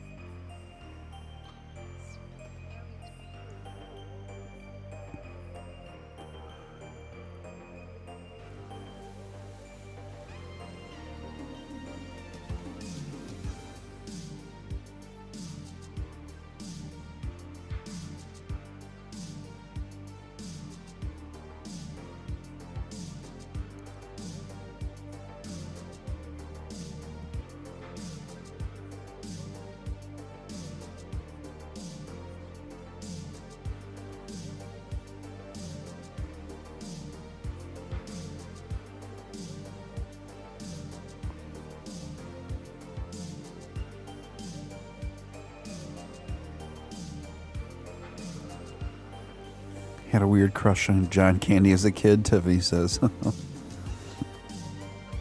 Not a sexual thing, just thought he was my soulmate. Had to put that disclaimer there. I wouldn't have judged either way. Jonathan Steve Steele, pretty much what Upshot said about Trust Wallet was he was talking about capital gains tax. It sounds untouchable, just like crypto should be. Oh, right. Now I remember.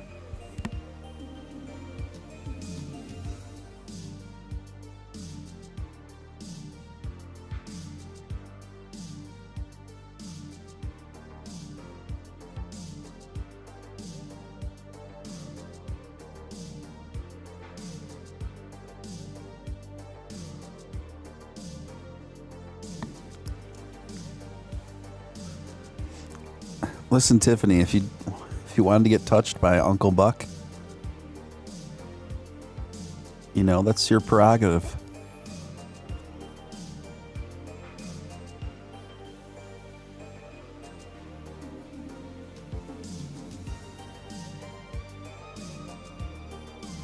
Yeah, we're trading sideways right now, guys. Right on 61.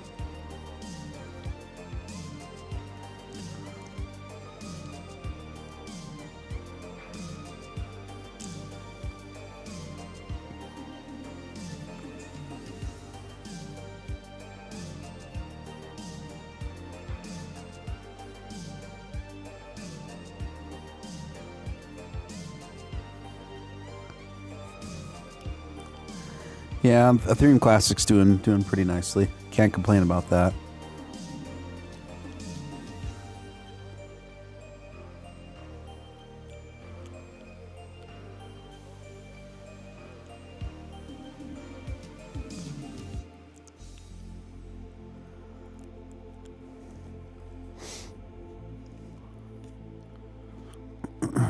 My first celebrity crush was Christina Applegate on Married with Children.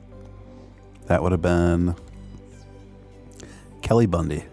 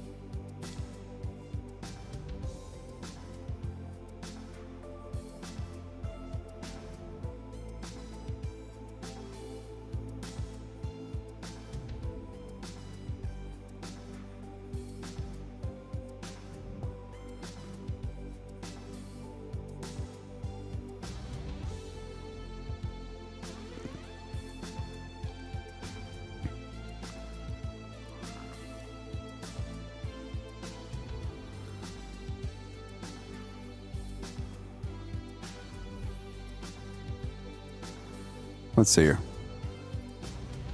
Yeah, Kelly Bundy was definitely my first one too, someone said. It's normal though, Christian Slater and Mega Man.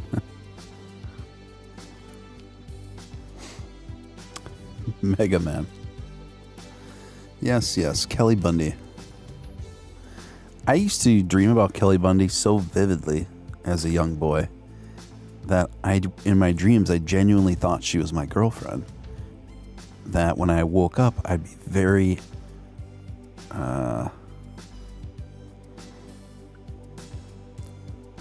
sad to find out that that I was awake and that she wasn't my real life girlfriend.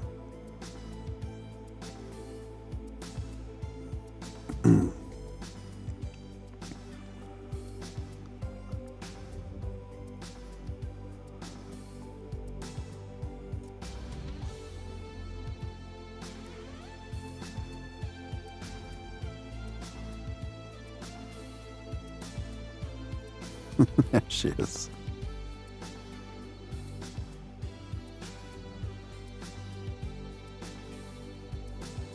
Alyssa Milano, yes, that was another one. Yeah, that's totally understandable, Jason. This Alyssa Milano was very, very, very pretty.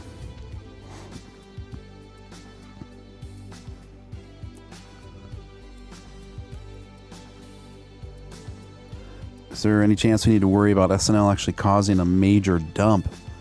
Not a major one.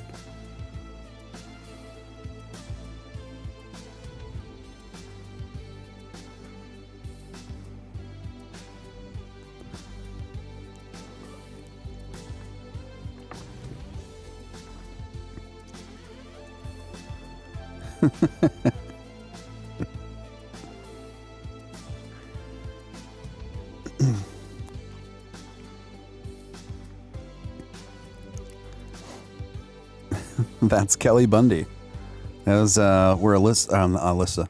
That's where Christina Applegate first got her start as this character in Married with Children, which was a pretty ridiculous show. Married with Children was funniest YouTube comedy is age pranks. You haven't watched one, do yourself a favor. Oh, it's just a prank, bruh.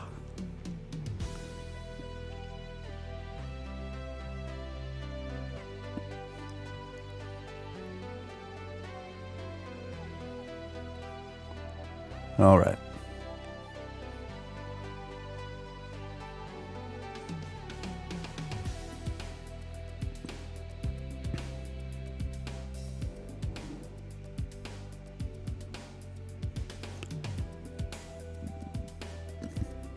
All right, so we're at 61 and a half cents here.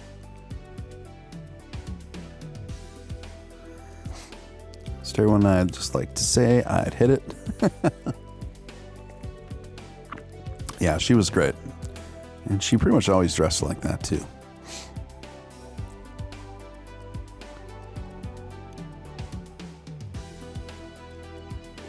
And not financial advice.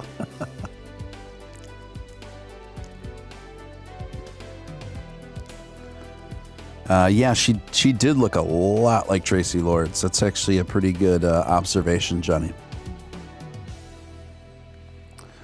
Yeah, let's check on Ethereum Classic, guys. Let's do a little market rounder here, guys.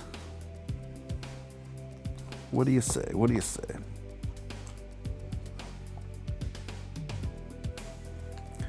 Hey, hey, hey. What you got to say?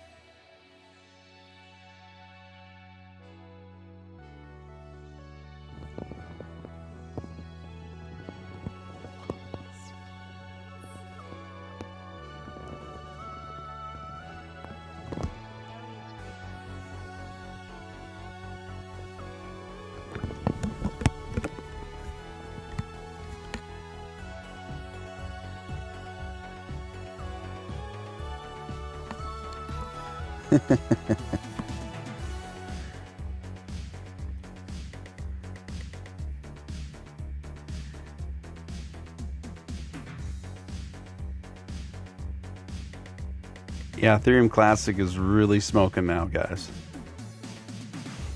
It's really taken off.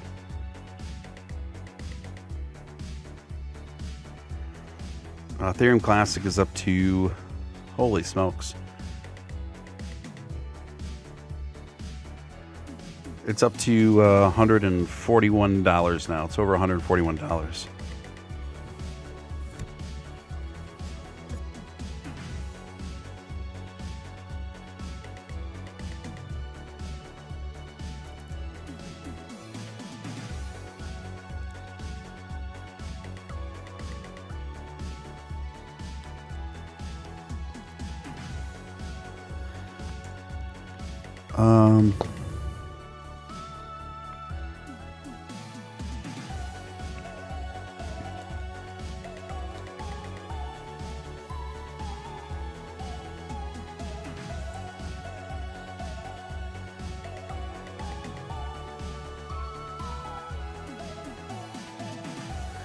Yeah, Ethereum Classic right now, guys, is at $140. It's up 5% over the last hour. It's up 43% for the day. It's up over 294% for the week. I wish I would have gotten to it earlier, but I got to it 2.5 days ago. That's when I jumped on board Ethereum Classic. I didn't see it coming. I thought Ethereum Classic was never going to do a whole lot, but it's sure on a bull run now, to say the least. I know Matt Wallace was holding a ton of Ethereum Classic for a long time. He's been making a killing on Ethereum Classic.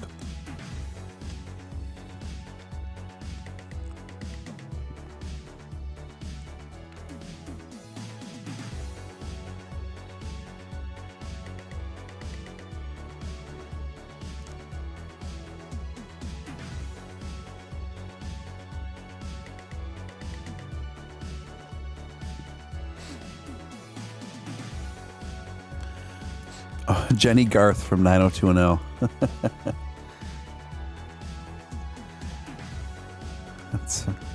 I never watched that show, but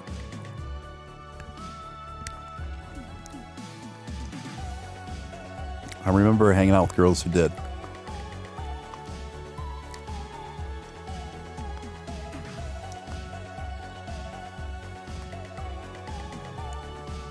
That had Aaron Spelling's daughter in it. That talentless woman.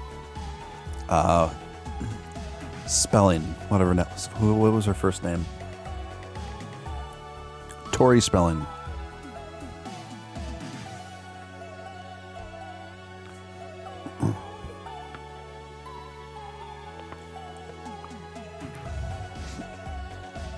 Who'd have more faith in? BTT or SafeMoon? The reason why I'm asking is because they are really cheap. I don't know, man. It's kind of like a horse apiece for me. But I guess I would go with.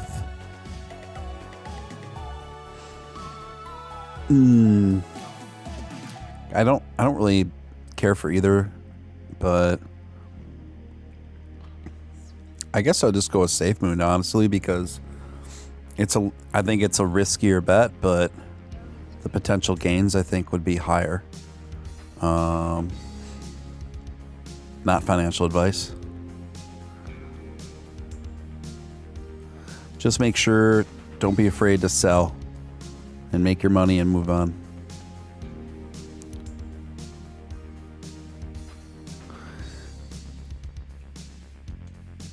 Oh, Anna Kendrick.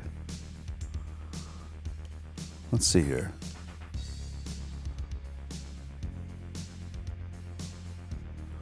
Oh, Anna Kendrick. Yes. Yeah, I like her. She's a tiny thing. She's a little minx. She's like a tiny pixie.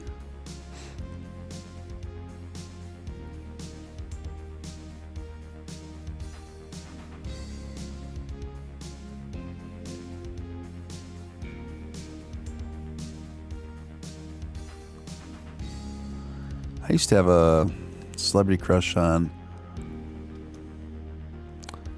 trying to think of her name. Oh yeah, Alicia Cuthbert. I thought she was amazing, and then I actually started listening to her in interviews, and then I thought she was really stupid. So my crush quickly evaporated.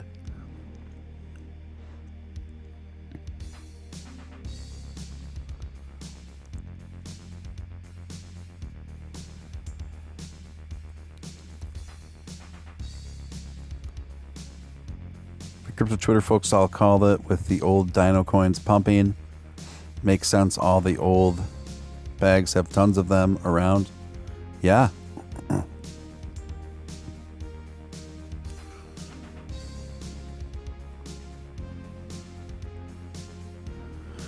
Yeah, I've been hearing more and more about XVG. People have been suggesting XVG to me to take a risk on XVG.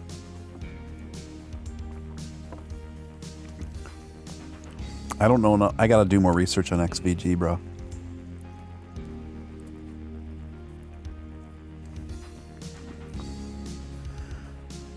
Do I think it'll be over $1 within 2 weeks?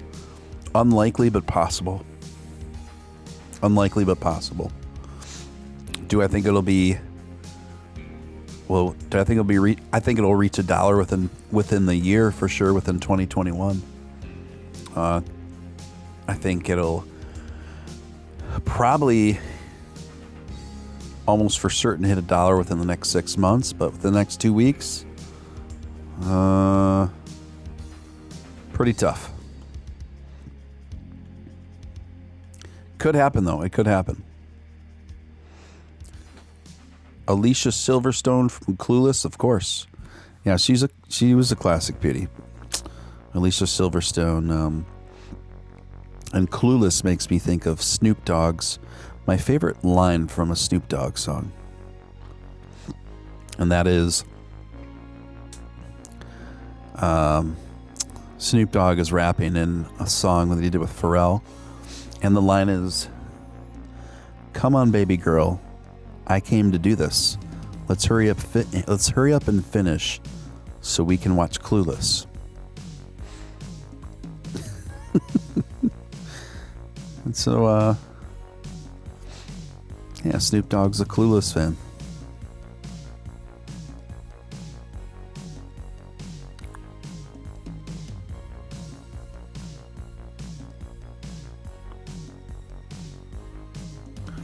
Elizabeth Shue, total classic, yeah.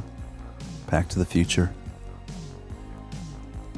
Adventures in Babysitting.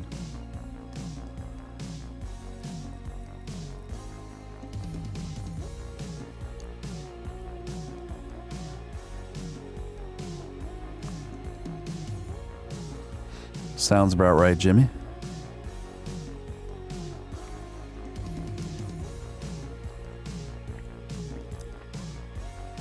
Snoop Doge. Snoop Doge says, "Yo, let's hurry up. Let's hurry up and do this, so we can watch Clueless."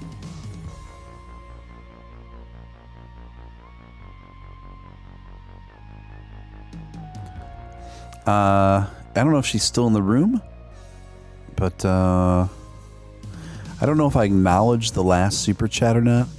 I don't remember if I did or not. But it was from an hour ago from Tracy McDonald. I just don't remember if I acknowledged it or not. But it was for $1.50. I'm just gonna hit that notification again for it. Anyway, Tracy, if you happen to still be around, I didn't see your. If I didn't give you a shout out for your super chat, I want to thank you now.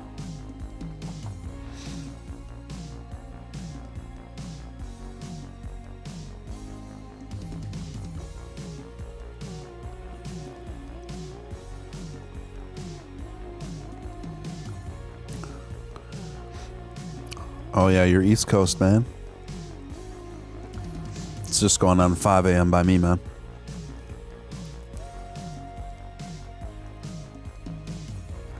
CNBC is obsessed with Dogecoin. And a lot of it's like really patronizing, angry press.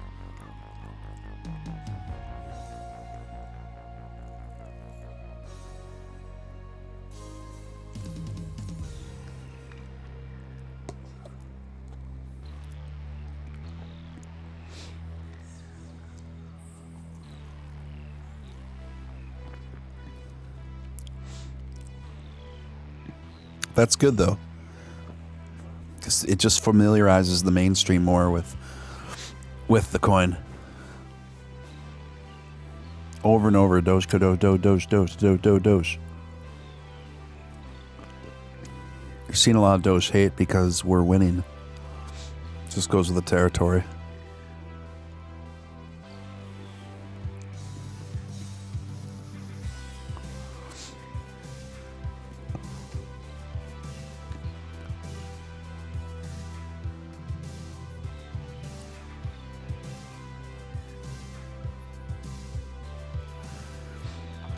Oh my gosh.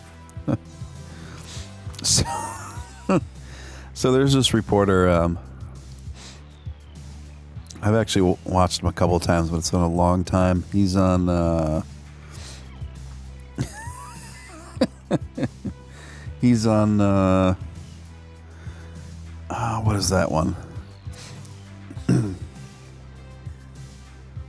You know, his name's Greg Kelly. He's on Newsmax. Now, I haven't watched any televised news of any sorts since the election. But people are making fun of his pants in this picture that he posted on Twitter with the former president. And, like, I kind of like them, but they look really silly at the same time, especially on him. They look like something maybe Justin Bieber would wear. But it's you just have to see it to believe it. It is kind of funny. Let's see. Let's see.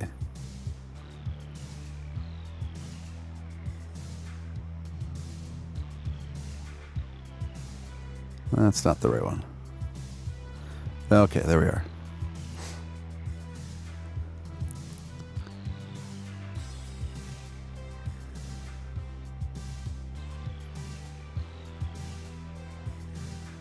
There we go. So this photo has been going kind of viral around Twitter because everyone's making fun of his pants. And it's an interesting combination. Like, I actually think the skinny pants thing would look cool with the blazer. I think what's throwing people really off is that are all the zippers with the cargo pant.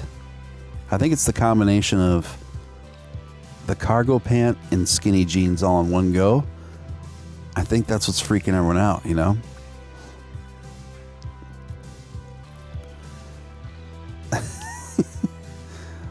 Anyway, I was like, I just saw that Greg Kelly was trending on Twitter and I had to figure out why. And that is why. So anyway, let's get back to the chart, guys.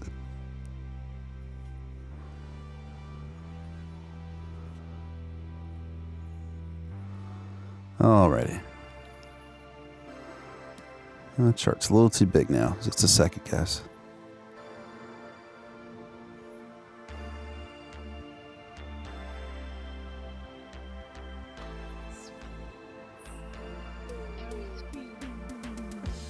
Okay. Now we're good. Jason coming in with the $10 super chat. Thank you so much, Jason Huffman. One of my first supporters since I went solo. Jason was right there, right when I very first started live streaming with my own show after I broke out from the crypto show. So thank you, Jason. Appreciate that, man. Coming in with a $10 super chat. Thanks, Steve, for doing the show. I needed somewhere to hang out with the cool kids. Love the Doge family.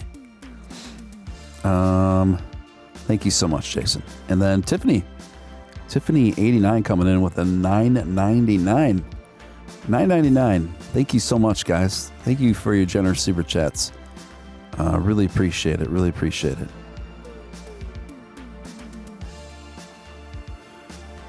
Really appreciate it, guys. Thank you, Tiffany. Thank you, Jason. Steven sent a Discord. Steven sent a link on Discord with info on XVG if you're curious. All right, thank you. I'll check it out. You're like the third person to tell me to check it out.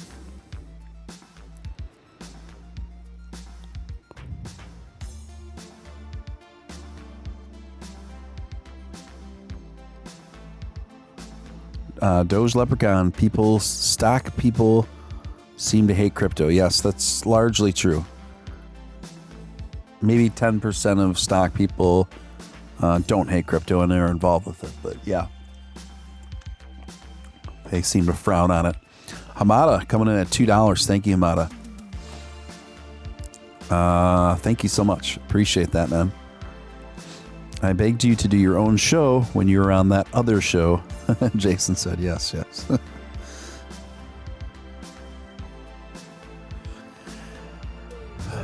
Yeah, I left at the right time for sure. Oh yeah, Winnie Cooper, yes.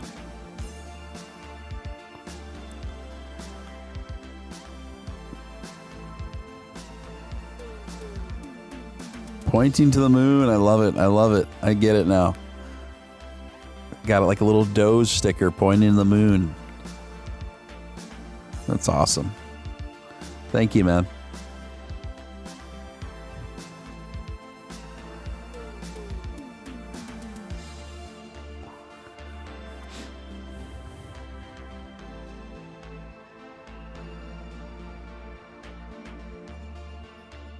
Doge is crazy when it takes over my Tesla position. Yeah, no kidding, right?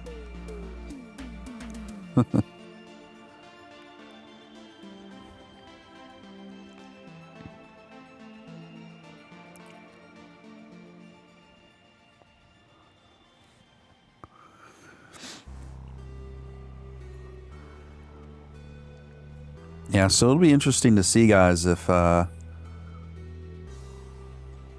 today is Friday, so it'll be interesting to see if Doge pumps all the way through today, leading up to the big SNL event, right? SNL later, unleash the Doge. Yes. It's coming.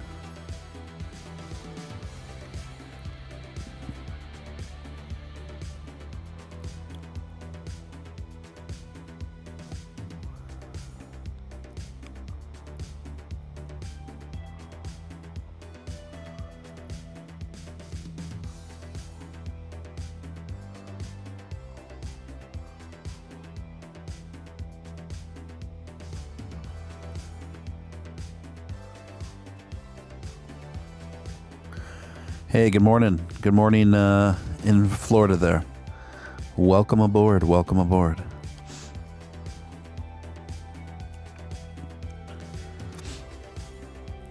Yeah, guys, we've just been trading sideways at 61 cents for pretty much the last hour.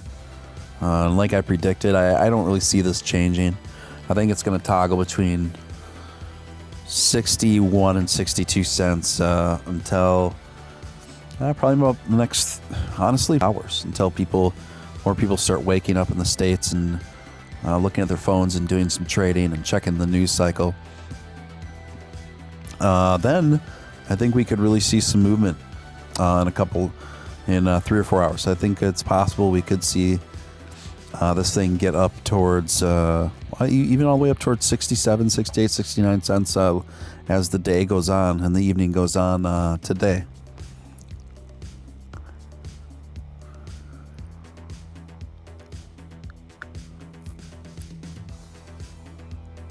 So yeah, could get pretty wild. Could get pretty wild, guys. Yes, indeed.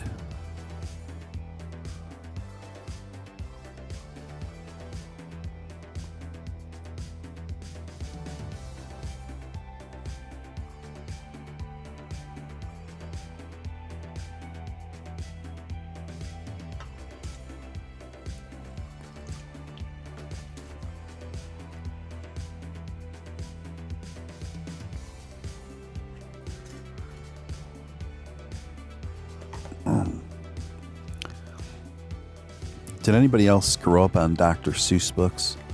If so, which one was your favorite as a child?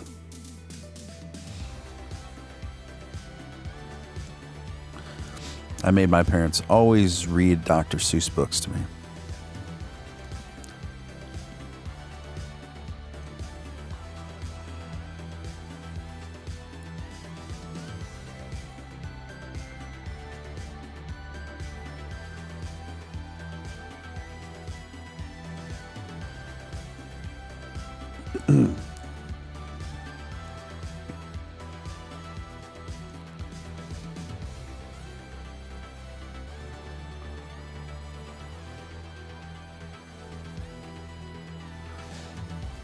Fox and Socks, but Green Eggs and Ham was always good too. But Fox and Socks was my favorite, and then I think Green Eggs and Ham was my second favorite. Yeah, Jason says Green Eggs and Ham.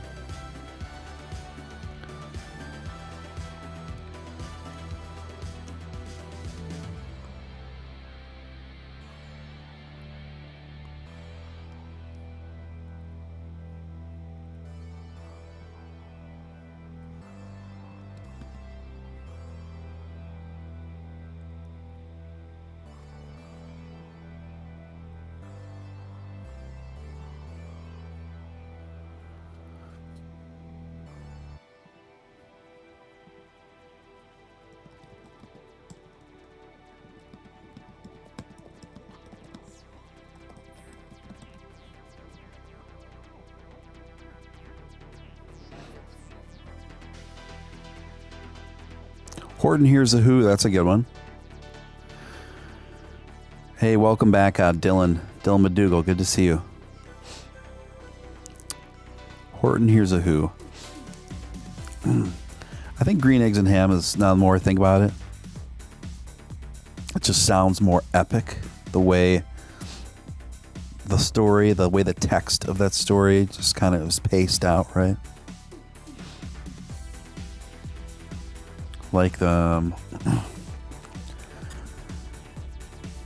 Do you like green eggs and ham? I do not like them, Sam I am. I do not like green eggs and ham. Would you like them here or there?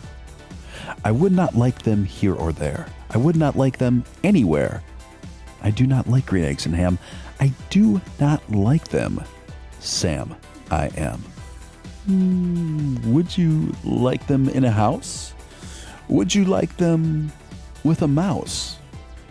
I do not like them in a house, and I do not like them with a mouse.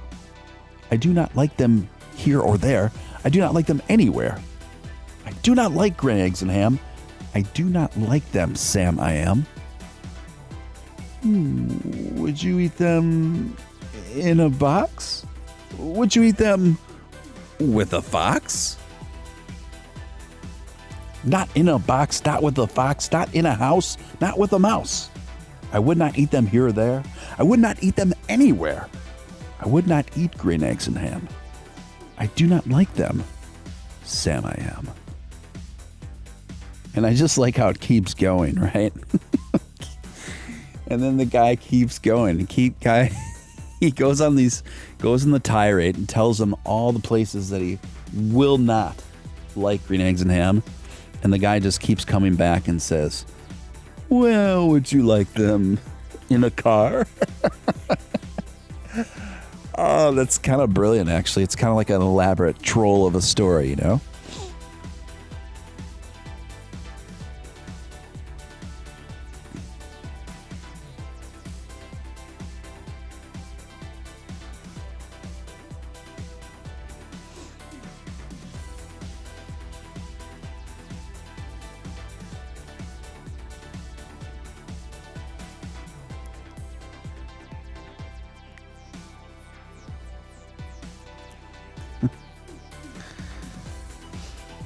Yeah, it's the ultimate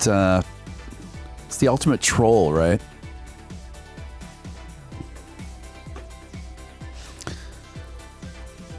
What's my favorite book now? Probably Green Eggs and Ham.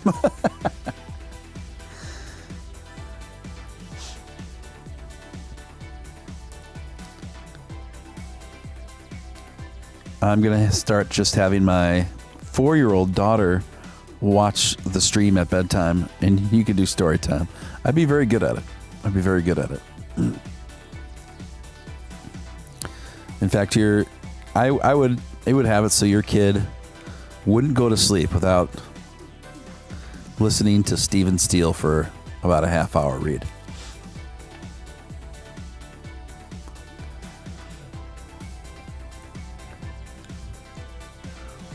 Could you, in a car? Eat them, here they are. I could not in a car. I may not like them, you will see. You may not like them. I could not in a tree. No, not in a car. On and on and on and on and on.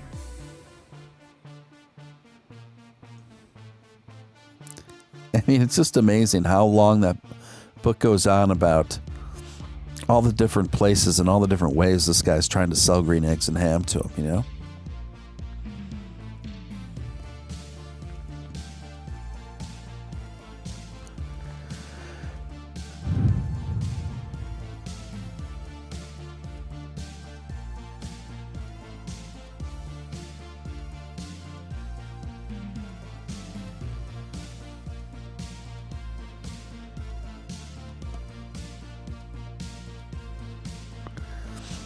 Stephen Steele Patreon, yes.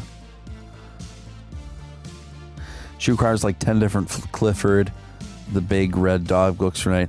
I like Clifford too. I can read the you know what out of some Clifford, but I'm not gonna read 10 Clifford books a night. I guarantee your daughter would be both enthralled and ready to conk over to sleep after 2 Clifford books from Stephen Steele.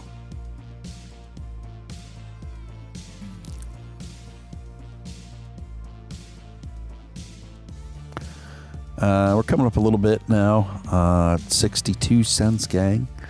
62 cents. Oh my gosh. We're going to be rich. Rich, I tell ya.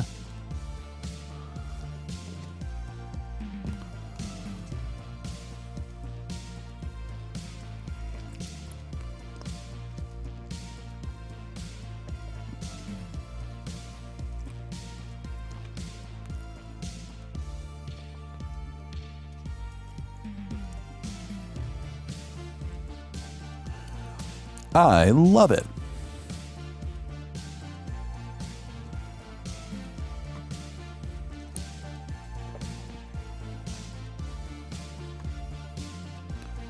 I love it.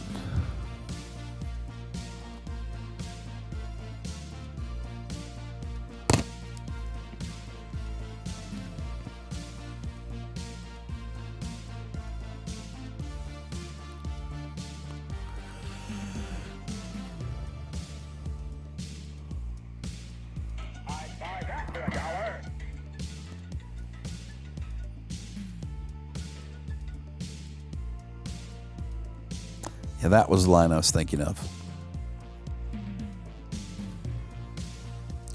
Mark Cuban said Doge to $1, then it's a stable coin. Definitely Doge to $1. Then say it's a stable coin. Did he infer that Doge to $1? Doge would be a stable coin at $1? Because I think it's going to go beyond that.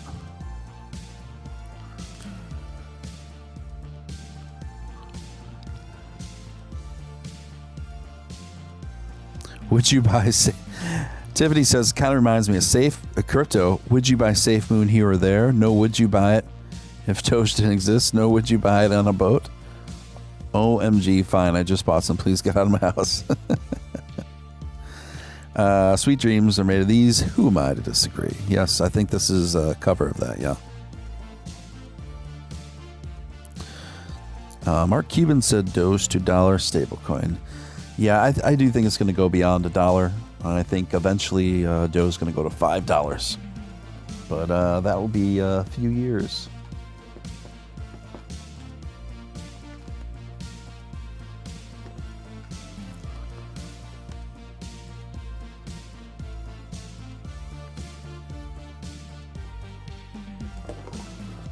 It's interesting because it'll be interesting because this is, we're in new territory. So what's going to, what factors are going to dictate which cryptos are going into quote unquote stable coin territory, right?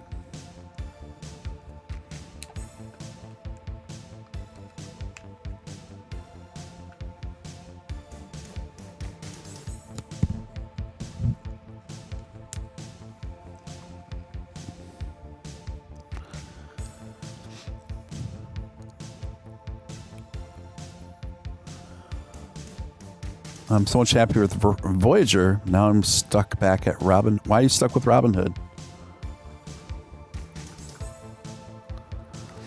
45 minutes, he said. He just said on Twitter. Okay, let me check it out. We're going to see what Mark Cuban had to say now.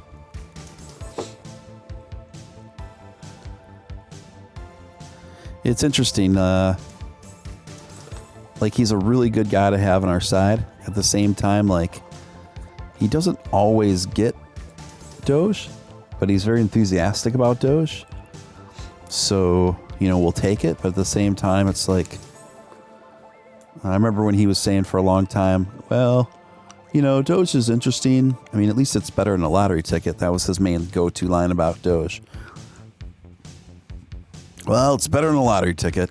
It's like, well, gee, thanks, I think.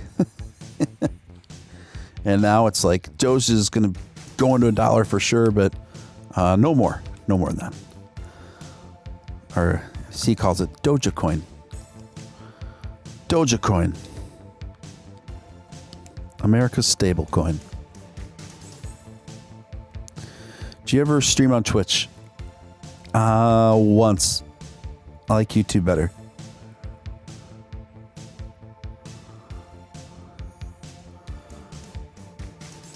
We're going to check out Mark Cuban's Twitter. Mark Cuban.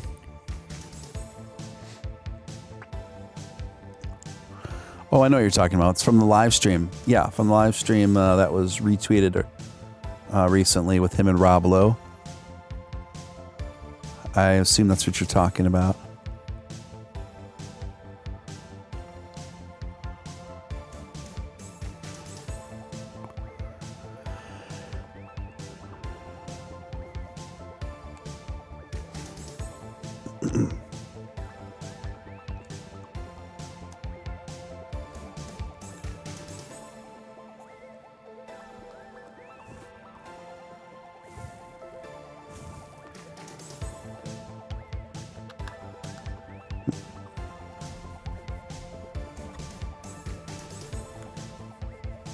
Yeah, I know calling Dogecoin a stable coin is definitely a stretch for a number of reasons.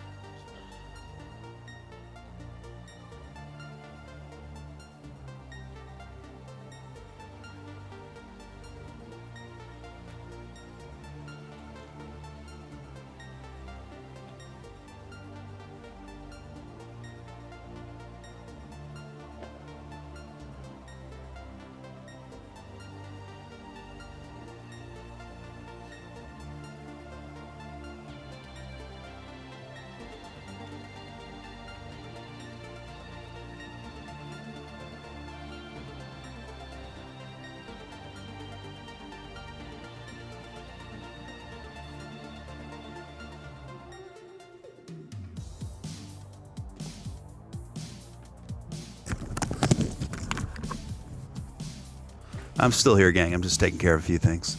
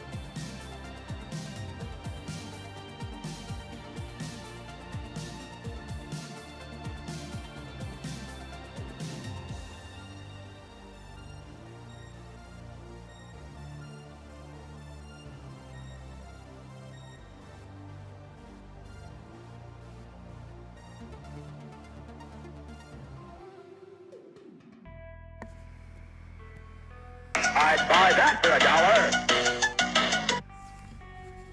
What's going on, guys? We're coming up again about 62.5 cents here.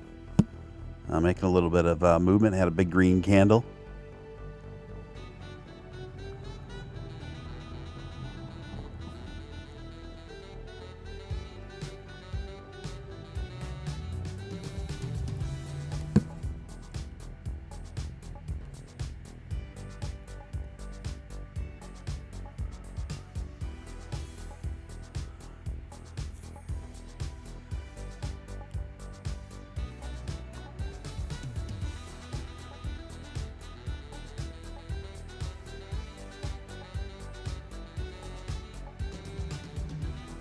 Looks like another green candle popping up here, and who knows?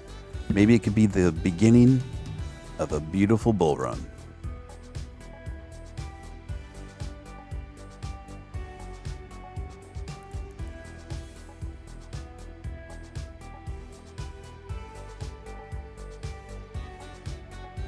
This song is very, very sexy, guys. It's a very sexy song. Are you a Bullets or Seahawks fan? Not necessarily, just because of my geographical upbringing and location.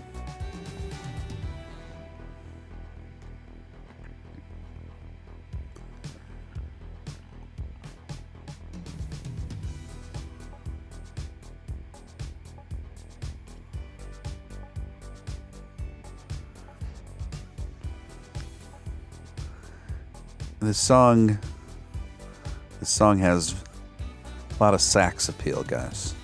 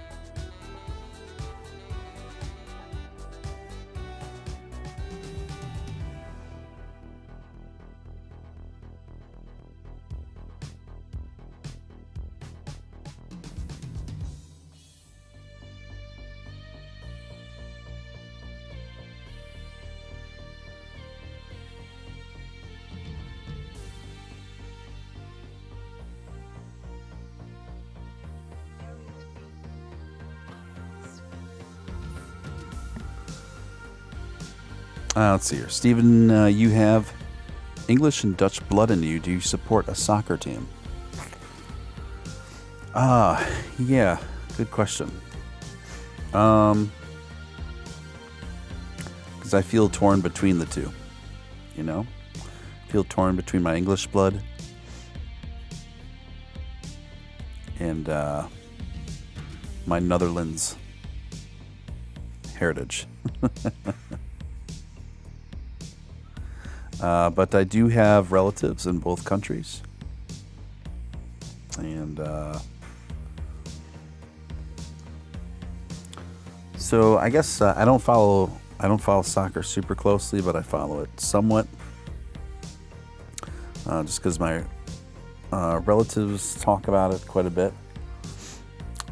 So I would say if I had to pick a team, I would have to go with Sheffield United because I have relatives in Sheffield. So not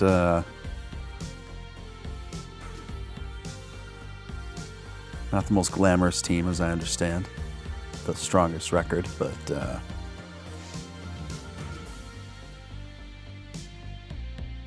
that's where I got family. My Netherlands family just likes to speed skating. Do you think Carol Baskin killed her ex? From what I've seen with that film and everything, I think it's like it seems probable. Yeah, it seems probable. Carol Baskin's here. I wouldn't hurt a fly, not even a kitty cat, let alone a human. Come on. And on that day, they let her off the hook, Dutch and German, awesome.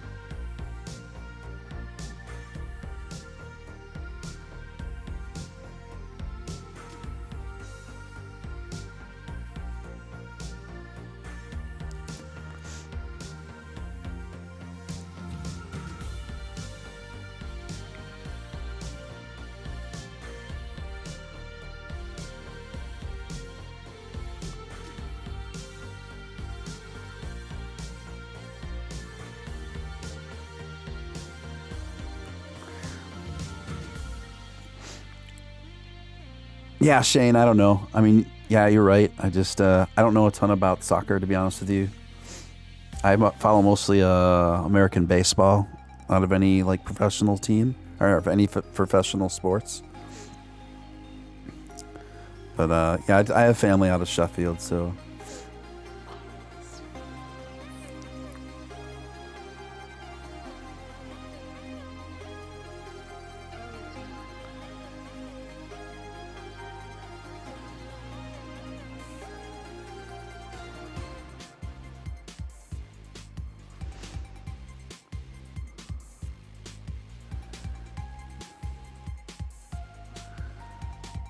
Can I break 6K today, please? And thank you, Doge.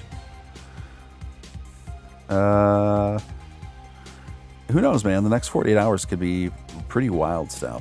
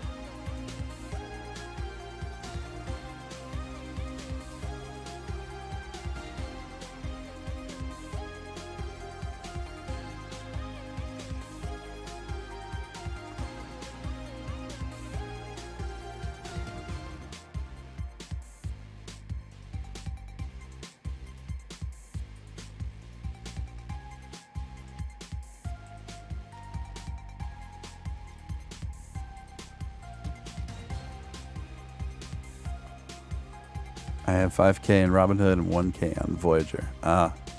Yeah, I bought my first batch of, my very first batch of Doge at 2 cents on Robinhood, and everything else is on Voyager.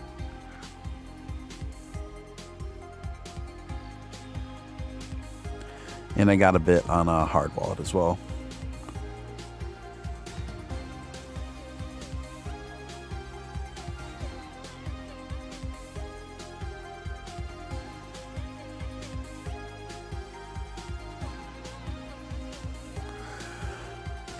Depends what you're expecting to be disappointed. I mean, I don't know. We'll just have to see, guys. I mean,